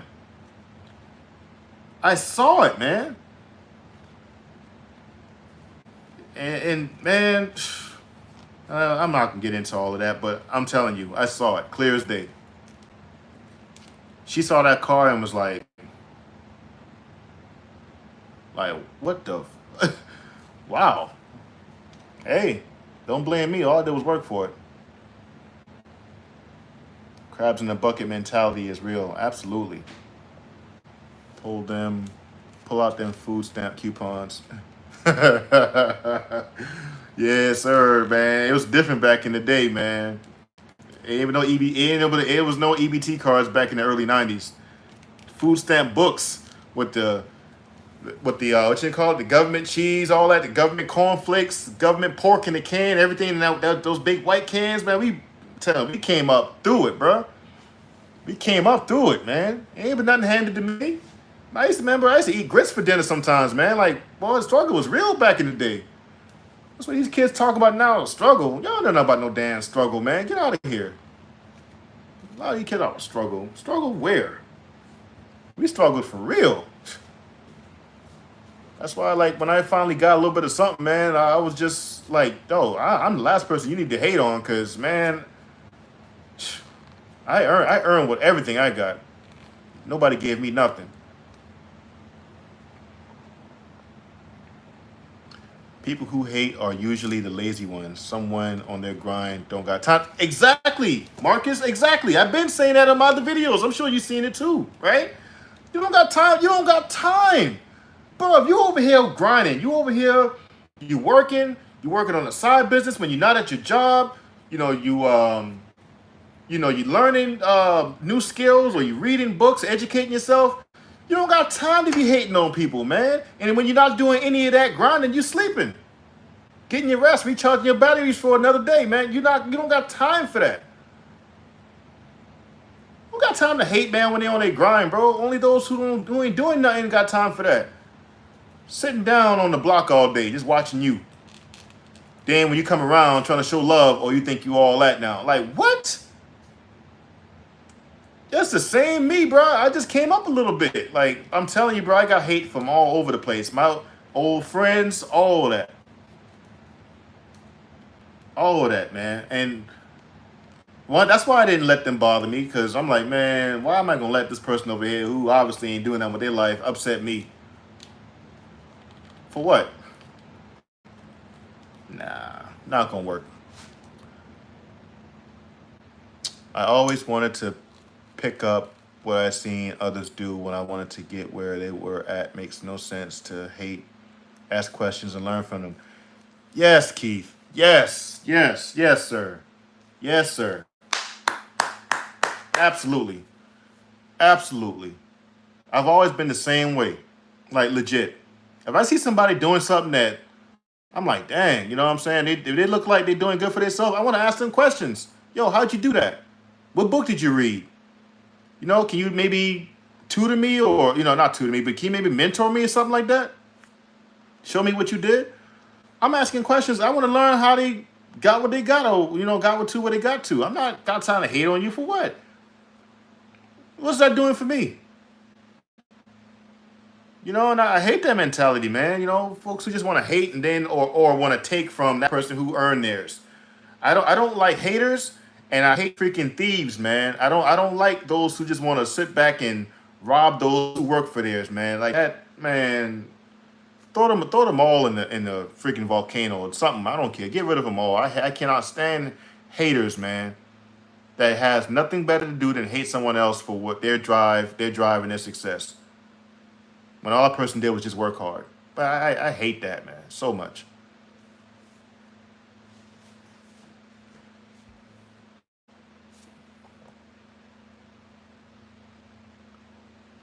Yep, you know exactly. Yep, know exactly what you're saying. Saw that jealousy face on my former friend a couple of distinct times. Yeah, man. I'm telling you, it's clear as day when you see that jealousy on someone's face. Man, God be showing us stuff, man. Like, I think God allowed me to see that because I had to see that. I had to go through that because that right there made me bulletproof when it came to anybody else. When those closest to you can hurt you or hate on you, all you want to do is share your success with them. When that person can do that to you, who else can hurt you, man? Who else can hurt you? That's why I don't give a damn about coworkers, man. Why do I give a damn about a coworker when I've been through that with my family? I don't give a damn about no hating coworkers. Man, they ain't nothing to me. My sister hated on me. What am I gonna get mad at my coworker? Man, I don't care. They can hate all they want. As long as they just stay out of my face. Stay over there. Don't bother me. And don't threaten me. And we ain't got no problems. I've been through it for real. Struggling while wearing Jordans and $1,000 iPhones. Boy, that's facts. That is facts. Jordans and $1,000 iPhones. Boy, you didn't lie, boy. You did not lie. I be Yua. Did I say that right? Hello, where are you from? Well, I'm from South Carolina. That's my hometown, but I'm currently in Florida now. A station here.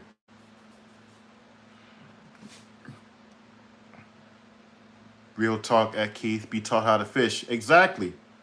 Exactly. What am I gonna hate on you for your one fish for? If you can teach me how to fish, and I can just do it myself every day, earn my own.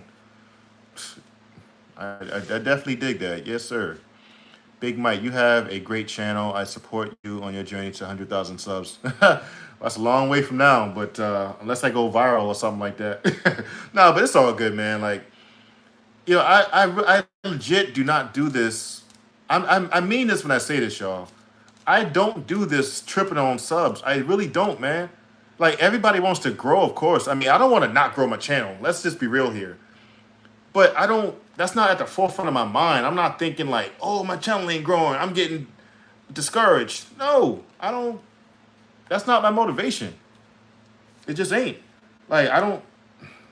Yeah, I mean, if that makes any sense. It's just not my motivation. My motivation is when I started this channel, I wanted to.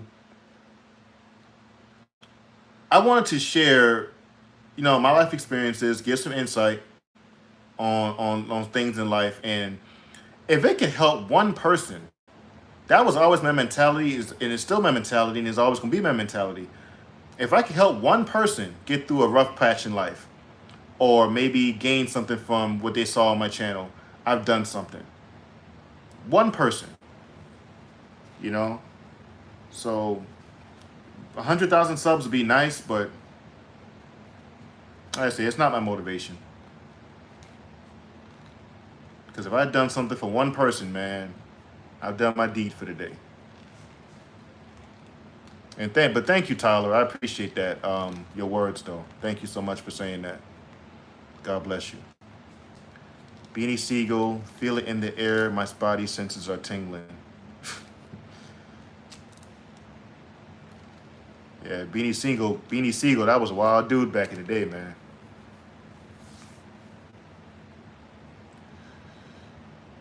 Yeah, man. You guys that's working towards something. If you got like, goal in mind, man, you protect that goal. Keep it to yourself. Don't share with these haters out here, even people in your family, man. Keep it to yourself. Protect that. Continue to work. And people gonna hate regardless, but you can't nothing you can do about that. People gonna talk about you. People gonna hate. All you can control is yourself, man. You control the world in here and in here. You control this. This is yours. You know, this is all yours for rent until you die. We renting these bodies till we die.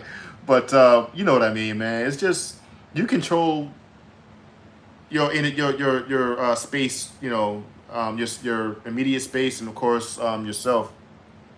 You can't control other people, and but you can also. What was I going to say? I'm sorry, guys. I kind of got a little, kind of lost my train of thought. When you let people, when you allow people to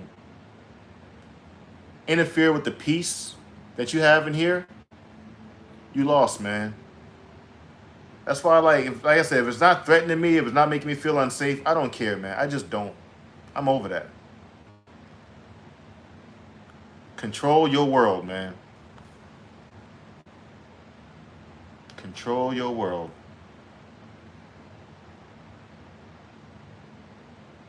Exactly.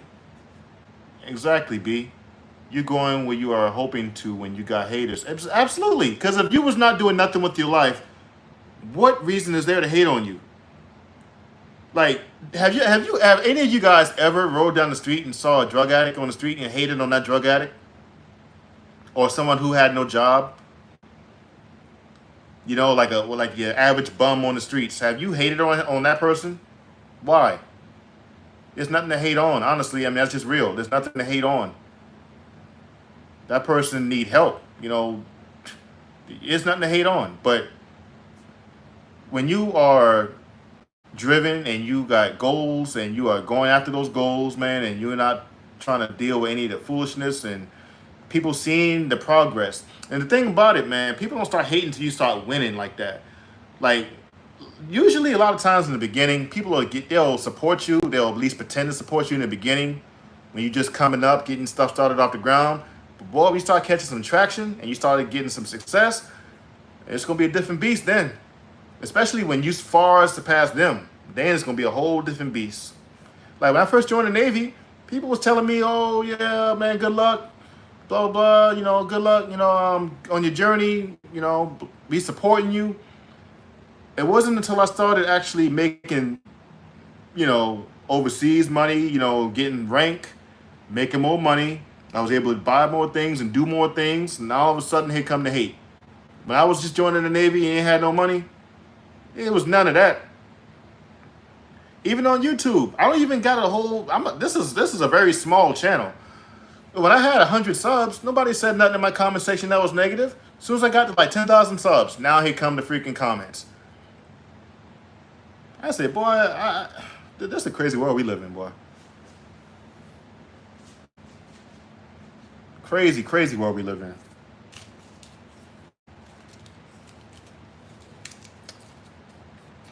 Yeah, sir.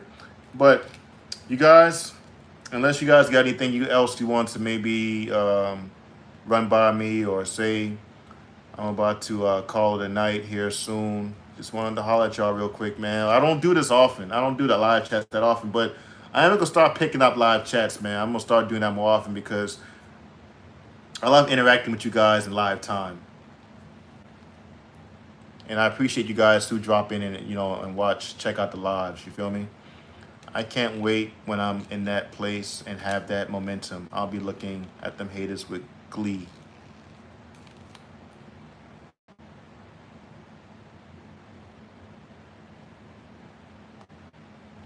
Glee. What's Glee? I'm not familiar with that one. We don't say that where I'm from. But I get what you're saying, though. Yeah, that's a beautiful feeling, too, B. That's a beautiful feeling. When you really catch that momentum and you got it going and you just, like, you can't be stopped. And what? And then, like, you really make them haters mad, boy, when they see that nothing they doing is distracting you or discouraging you. You just keep on winning.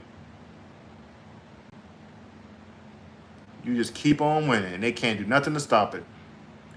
That's why, unfortunately, man, you see a lot of these rappers getting killed, man. I mean, some of them rappers cause their own demise. I'm not gonna lie about that, but a lot of times, that's what it is, man. When you get to a point where you just doing too much, you too successful now. You go home. They ain't gonna be. They're not clapping for you. They waiting. They waiting on you. Oh, they waiting on you.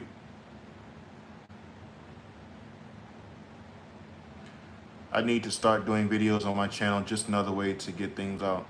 Yeah, yeah. You know, and that's also another reason why I started this channel too, because it's very therapeutic for me as well. Like, you guys say, well, I love your content and stuff like that, and I appreciate that. But it's also therapeutic for me. It's a way that I can, get things off my chest while I'm also edifying you guys. So yeah, you should do that, Marcus. I definitely will support, man. Let me know. Let me know when you do, if you do. I will definitely support, man. You've been supporting me for a while yourself, brother, and I made you a moderator for that reason. They have mountains to keep you down, but won't do the same for themselves.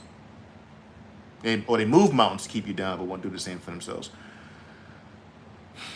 Yeah, man. People spend more time and energy trying to bring you down than they do building up their own life.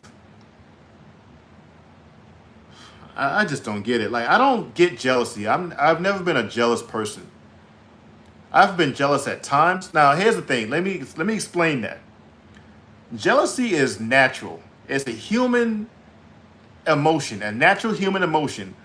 Whether a lot of us want to admit it or not, we've all been jealous of something. You may have been jealous of a guy who got a hot girlfriend, whatever the case is. We've all been jealous. You may have been jealous when you see your girl talking to some guy.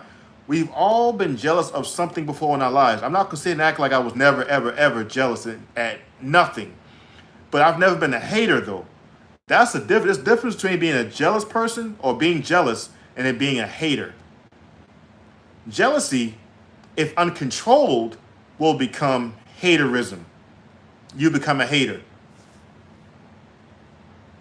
If you don't control that jealousy, jealousy will come out of nowhere sometimes. You're like, dang, I got to check that, because if you don't check that, it's going to grow into something, far more uglier than that. You never seen a guy with a bad chick and be like, damn, that guy lucky, man. That's crazy. You ain't no hater. It's like, but yeah, I wish that was me. That's what I'm talking about. More so, you wish it was you. Because, I mean, at the end of the day, if somebody that delivered some good news to you, maybe something you wanted to happen for you, you might get a little jealous. Let's say, like, a coworker of yours that you real cool with got a promotion you was hoping to get. You might be jealous for a few seconds, but you're still happy for them. It's not like you jealous because you don't want them to have it, but you want it too.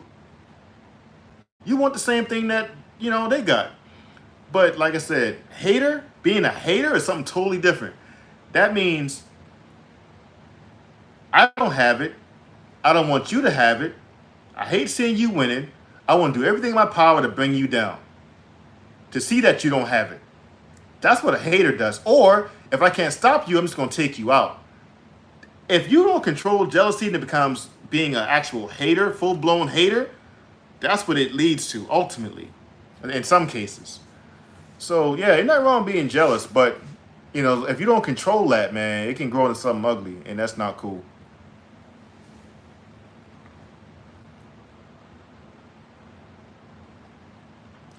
Nah, if you return when you fired up, you food, my boy.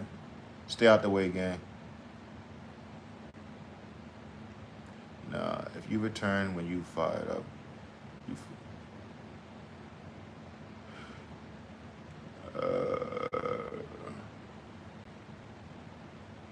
Yeah, I feel you, man. I feel you, Velo. Yeah, I do stay out the way now. I just do. Ain't like for me going home, it's like I love the people that I'm still cool with and everything, but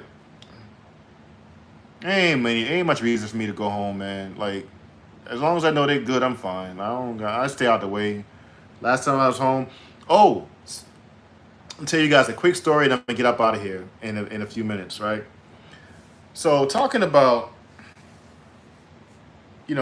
staying out the way and all that stuff, and going home and all of that. The funny thing about the military is that I felt a lot safer overseas than I did in the States sometimes.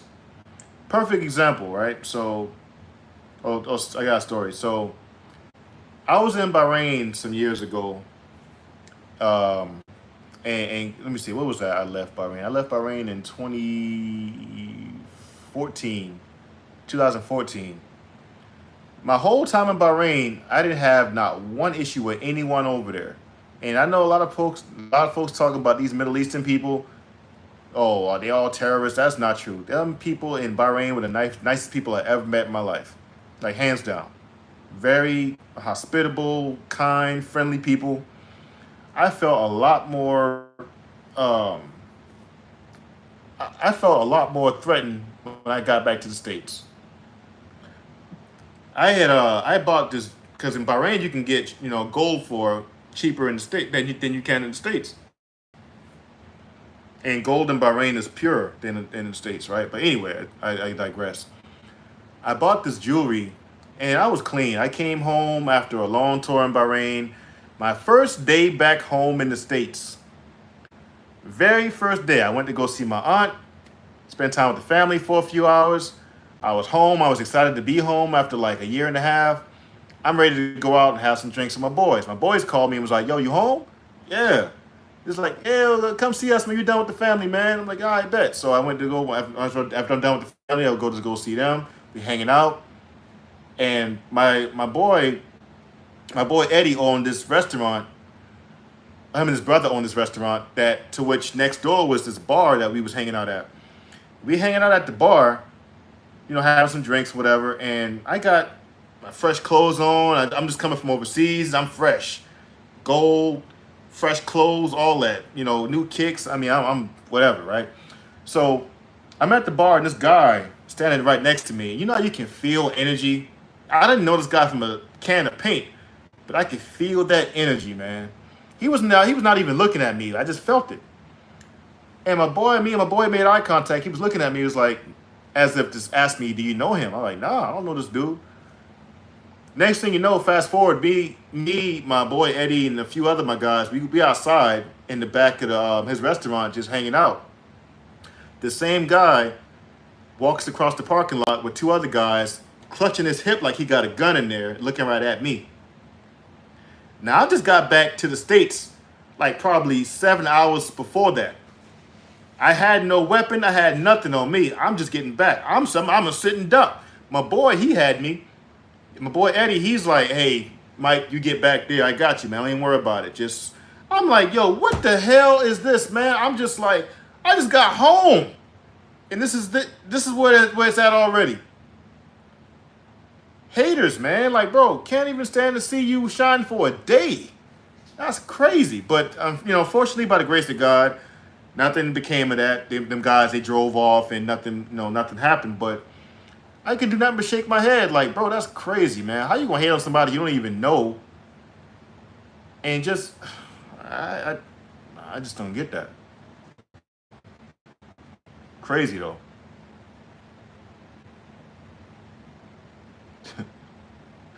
I'm still jealous of men who have impeccable handwriting. Oh man, I guess guilty to some degree.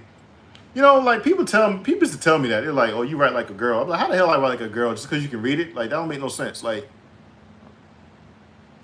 I just write legibly. That's all. The hell." Meaning when you are successful. Yeah, yeah, yeah, yeah. Facts, Velo. I mean, it's a shame it got to be that way, man. And I hate to say this, I hate to say this, but it's just real. Lord knows I hate to say this. But I feel that's more prevalent in our community, man. The black community. I feel like this hater stuff is more prevalent in our community, bro. For some reason, we just hate to see other people that look like us winning. I don't gotta worry about any white people pulling up on me with a gun to try to rob me when I go back to the hood. I don't gotta worry about that. It's my own kind I gotta worry about. I mean, I don't know where we get this attitude from, man. Like the crab in the barrel, the crab in the bucket mentality, man. We gotta stop that.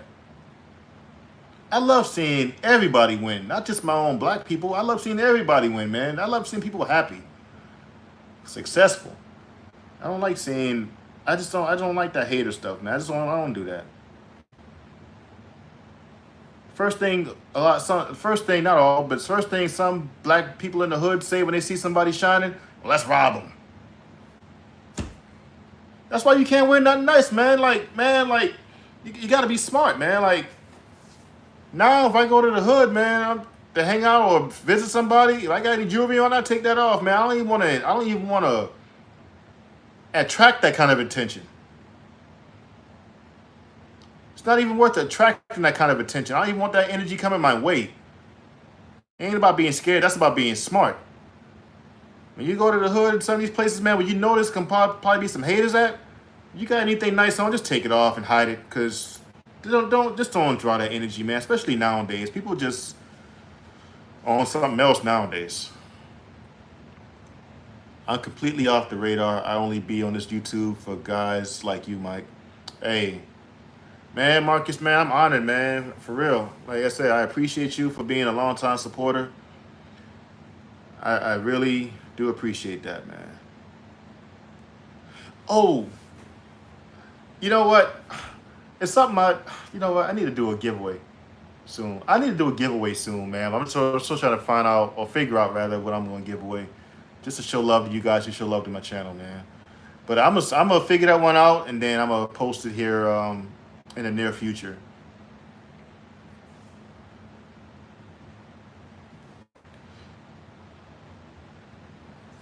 Velo says, purposely be dressing down just so they don't come for my head. Facts, man. You got to, and it's a shame you got to do that. It's a shame you can't just wear your nice clothes and your jewelry and all this stuff and just walk outside without having to worry about who might come and get you. That's just the reality, though. That's just the world we live in, unfortunately, man. Yeah, I do that too, man. Like, anytime I go to an area where I feel like it's sketchy at, if I got a nice watch on, take that watch off. Take that chain off, man. Shit, don't try to act like you ain't scared of nothing. Hey, you cannot be scared of nothing, but not being scared don't mean you're not gonna get got. It's just being smart. Well, you can be like, I ain't scared of nobody. I'm not scared of nobody either, but at the same time, I'm just not, I ain't no stupid idiot either. I already know, I don't care how brave you are. You ain't beating no gun. Hey, facts. I don't care how well you know how to fight. You ain't beating no 9mm. So, hey man, be smart. How do you stay positive? First John asked me, how do I stay positive? I don't stay positive. I'm gonna correct you there, Vishon. I know what you're saying. But if I may say, I don't stay positive. I have my moments like everybody else. It's just that when I look over the course of my life and seeing what I've endured and what I've survived, and also when I assess my situation, whatever I'm going through, man, I just realize I've been through so much in my life, man. I'm like, this will pass soon, bro. Like, I don't let things get to me to the point where I'm just all stressed out and defeated. I just never had that attitude, man. Like, I have moments, but it's short-lived. It's very short-lived. You know, because as a man, you don't got time to be negative all the time, or to mope about things that didn't go your way, or whatever may go on in your life. You don't have time for that. You know, you got to just, whatever it is, maybe, you know, go through the emotion or whatever that is. Realize, okay, this is life. I'm not exempt. Keep it pushing. You know, um,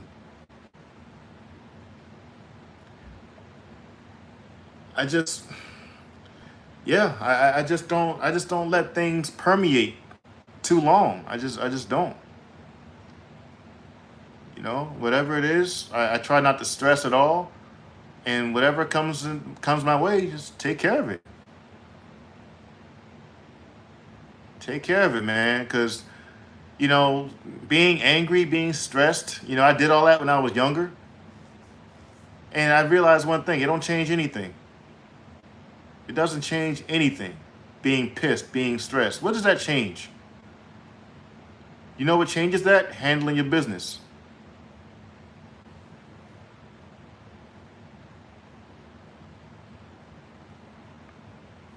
And Vershawn, just so I can get better clarification on your question, when you said positive, you talking about just life in general, or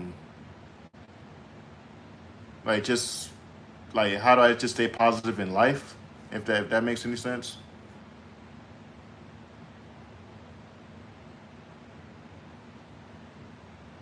I'm scared as hell. I'm about to get my gun license soon. Jersey has some strict gun laws. Oh, I believe that. You know, I was just talking to a coworker of mine the other day about that. I was like, because we were talking about like the Second Amendment and all this stuff, and I was like, yo, what's the purpose of the Second Amendment if we're gonna have like each state have their own separate gun laws and some more stricter than the other? Like, why is the U.S. Constitution? Oh, well, not the Constitution, but why is the Second Amendment? Why is like all 50 states not covered under the umbrella of the right to bear arms? I don't understand that. You can have guns all through Florida and the South region, but you take that up to New York, you get locked up, or New Jersey. It's crazy. What happened to the right to bear arms? Something to think about. Yeah, just positive mind in general, like overcoming personal demons, etc. Uh,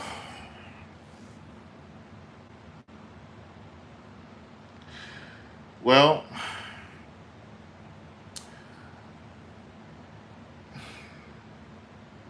hmm. Well, I think Rashawn, if I'll keep it 100 with you, man. I'll be honest. I think that my failures in my life got me to where I'm at right now. That makes sense. Early in my life, all my failures had got me to the point of being positive because you lose so like I lost so much that I got sick of losing, and I just wanted something different, man. Like I just wanted something better for myself. You know, I wanted to be a better person. I wanted to have a better mindset. You know, definitely prayer helps and stuff like that. But I realized the things I was giving so much energy to that I would let get me off my center. Like really, I mean, who am I hurting? Only myself. You know, when it comes to personal like demons or weaknesses, gotta pray, man. You gotta pray. You know, and also don't put yourself in situations where you're easily triggered. You know, if you know yourself, you know what your triggers are. You know what may exercise a certain demon in you. For example, I'm not like I keep it 100 with you. Mine was women. Man, women was before I got married my biggest weakness. I'm not gonna lie. I still struggle with the thought sometimes. Like all men or most men, I struggle with the thought sometimes of being my old self. You know, but realizing all of the headache I've been through being that person, or just knowing what that felt like, being at my lowest point of just not even knowing who I was anymore, just being tired of being defeated by the same thing over and over and over and over and over again. It's like, man, I'm not giving this no power no more. Let me just stop putting myself in situations where this can trigger me. if that makes sense.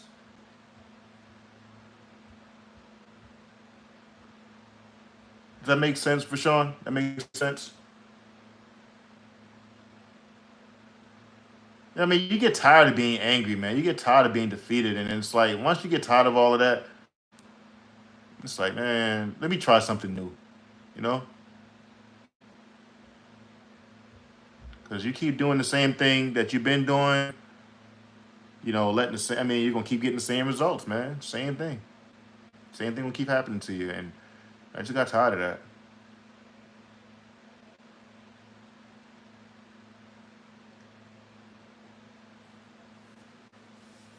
Hopefully that made sense to you. And it says, thanks for sharing. You're welcome, brother.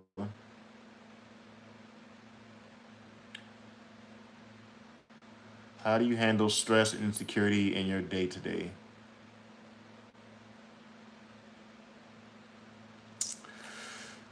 I'll keep it honest with you, escapist. I'm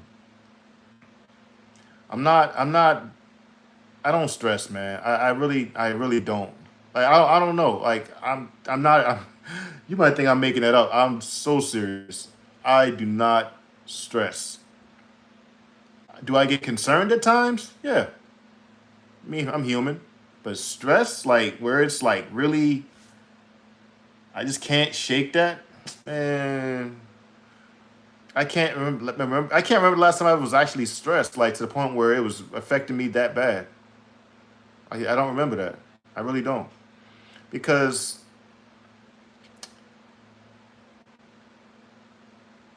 again, stress changes nothing. It changes nothing. You know, I mean, I just don't believe in that. You know, and I'm not gonna allow that to like age me or kill me. Like the way I look at it, I look at life very simple. I have for a long time, and I always will. I always look at life very simple. Is this something I can control or not control? If I can't control it, why am I stressing about it? I can't control that. If I can control it, I fix it. Or I do my best to fix it. But stressing, nah, I don't do that. Insecurities. Um,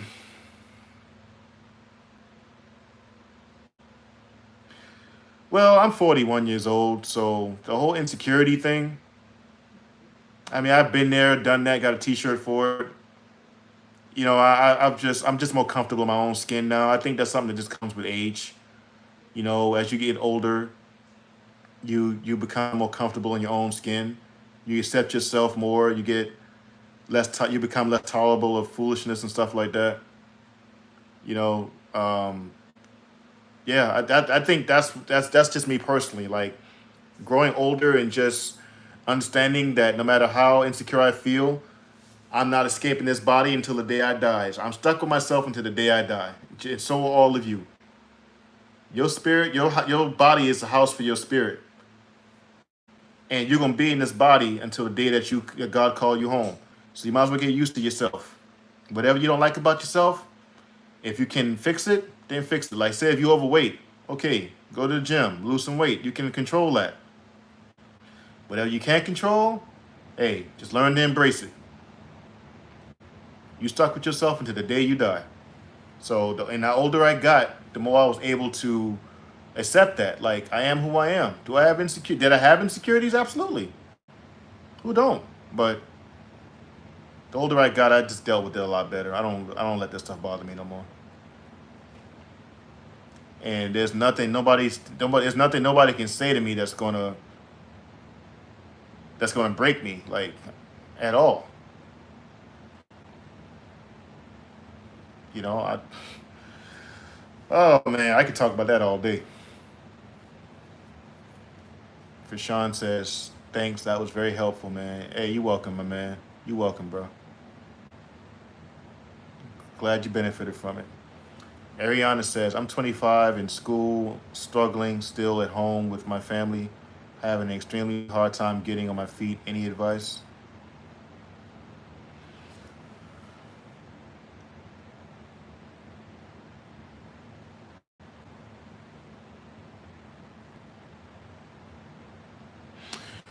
Okay. How far along are you in school, Ariana? How far along are you?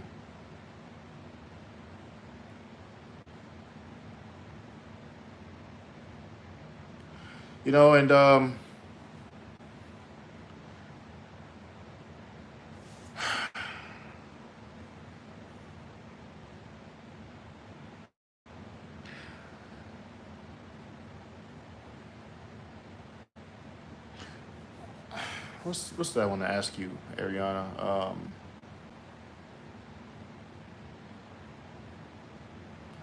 25 in school, still struggling at home, my family.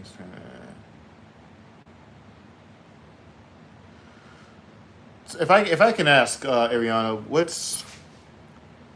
what do you find difficult? Like, what's the hard part? Is it that you so focused on school that you don't have time to really work that much and make extra money, or what is it?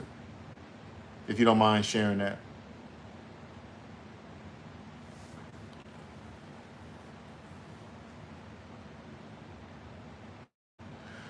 Ariana says, just started back for the third time. I will be done in December if I don't have to drop out again. I have little to no help. The family's always complaining when I don't know what I'm doing.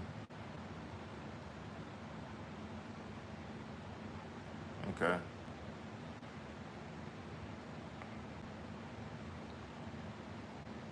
When you said they're complaining when you don't know what you're doing, no, okay, know what you're doing with what, if you don't mind.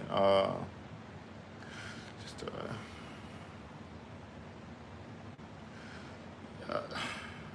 do you work as well, Ariana? Do you have like a part-time job apart from school?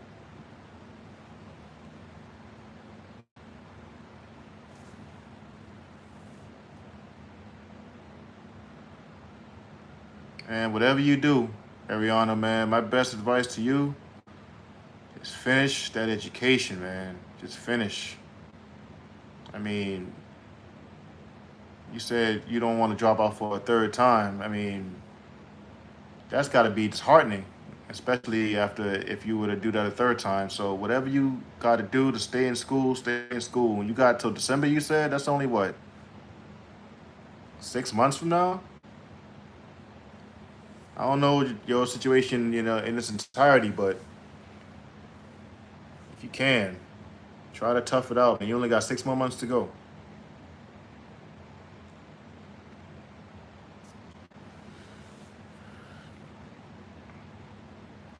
I wrecked my car. I wrecked my car. Someone T-boned me, so half my money goes to Uber to get around. That's over half my checks, and I had to release my good job because getting there was difficult. Okay, so let me ask you this: how far away are you from your job?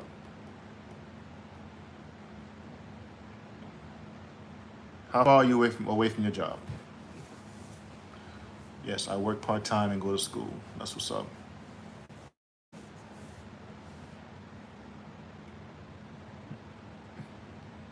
Like in miles, how far in miles are you away from your job?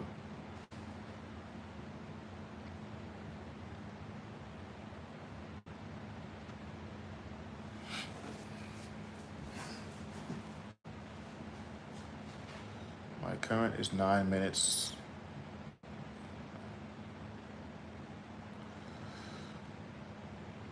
You know, instead of taking Ubers every day, I mean those Ubers get expensive. So instead of, what do you think about one of those? I don't know about that one either. But it's a suggestion. What do you think about like electronic bike or something like that, or something that you can use for now to get you around while you probably can't afford a whole brand new car right now because you're working part time and going to school. So yeah, I've been there with those Ubers, man. I did that for like maybe before when I was. It wasn't because I didn't have a car. It's because when I was overseas, that was the only way I got around. I didn't have my car at this particular place, so I Ubered. I did that for like a few times, and I was like, man, nah, I gotta stop this because that's gonna add up real quick.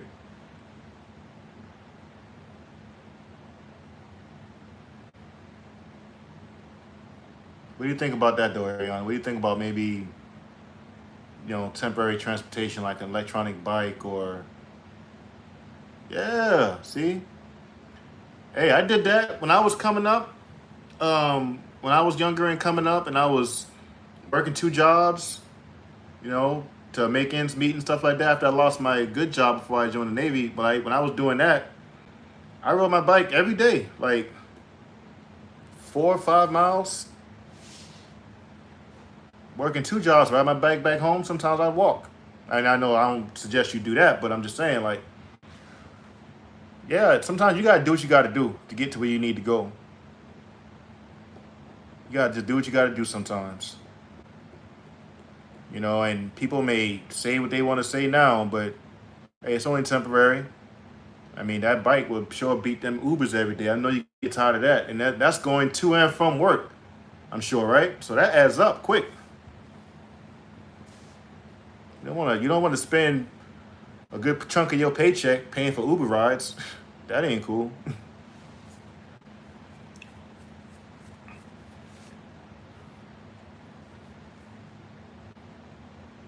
Now, the thing with the electric bikes, man, electric bikes are pretty expensive. They got some good quality ones for like $1,000 on Amazon, but being in college and being part time, I don't think you would probably want to spend that, right? I'm sure.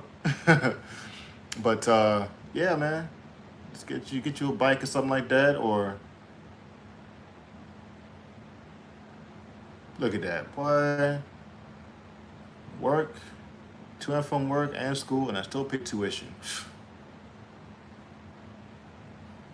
Girl, God bless you, man. You really getting it in. You hustling. Oh, so Ariana, so check this out. So if you are interested in ordering a bike,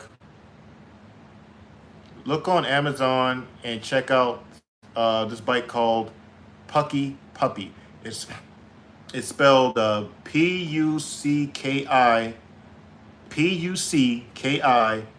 Puppy, Puppy, Pucky Puppy. The Pucky Puppy Boxer, or one of their other models of bikes. But check that out on Amazon and see what you think. Or if that's maybe outside of your budget, then just try a manual bike or something like that. But yeah, I definitely would do that before those Ubers, man. And you only got 6 more months to finish school, man. Hey, you at the finish line. You at the finish line. You can see the light, man. So do what you got to do to finish.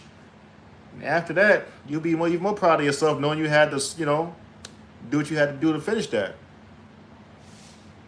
When you gotta sometimes go through the, get it out the mud and struggle, man, you appreciate the things you earn that much more, man. Like, I appreciated the things I earned so much more when I had to struggle to get it. Nobody gave me nothing, man. Like, when I had to walk to work two jobs, ride my bike to work sometimes. Then when I bought that car, like, that's why when I bought my new car, I was so proud because I know what I had to do to go, I had to go through to get all of that. You know what I mean? Like, you'll appreciate yourself a whole lot more, even though it's maybe hard right now. You might be, you might have some challenges or whatever, man. Just don't give up. All right, just don't give up. Continue to grind. Continue to do what you gotta do to just push through to finish, and you will be so proud of yourself, down the road. Versus if you had to drop out again, I mean, that's just gonna be filled with regret. So don't do that, sweetheart. Just go ahead and finish, okay?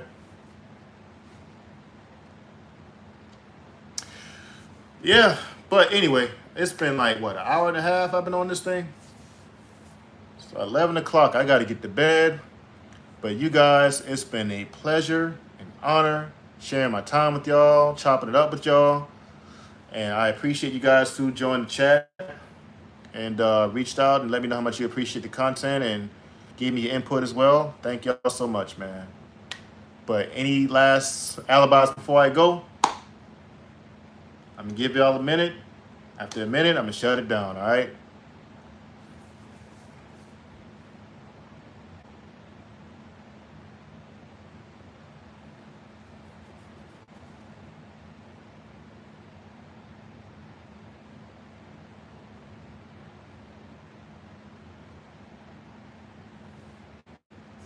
You too, Marcus. God bless you, bro. Thank you again for dropping in. Thanks for your time, man. Much appreciated. Hey, escapists, you are more than welcome. God bless you, man. Thanks for tuning in, too. And like I said, next time, y'all check out my community page. I'm going to post when I go live on there from now on. Like I said, I don't mean to just pop up on y'all like I be doing, but that's just how I am. I'm just spontaneous. I was like, just sitting here, I'm like, let me do a live, man. I ain't chopped it up with y'all in a while. I just came out of nowhere. But next time, I will let you guys know ahead of time. So perhaps if you want to join, more people want to join, then they'll be on the lookout for that. All right.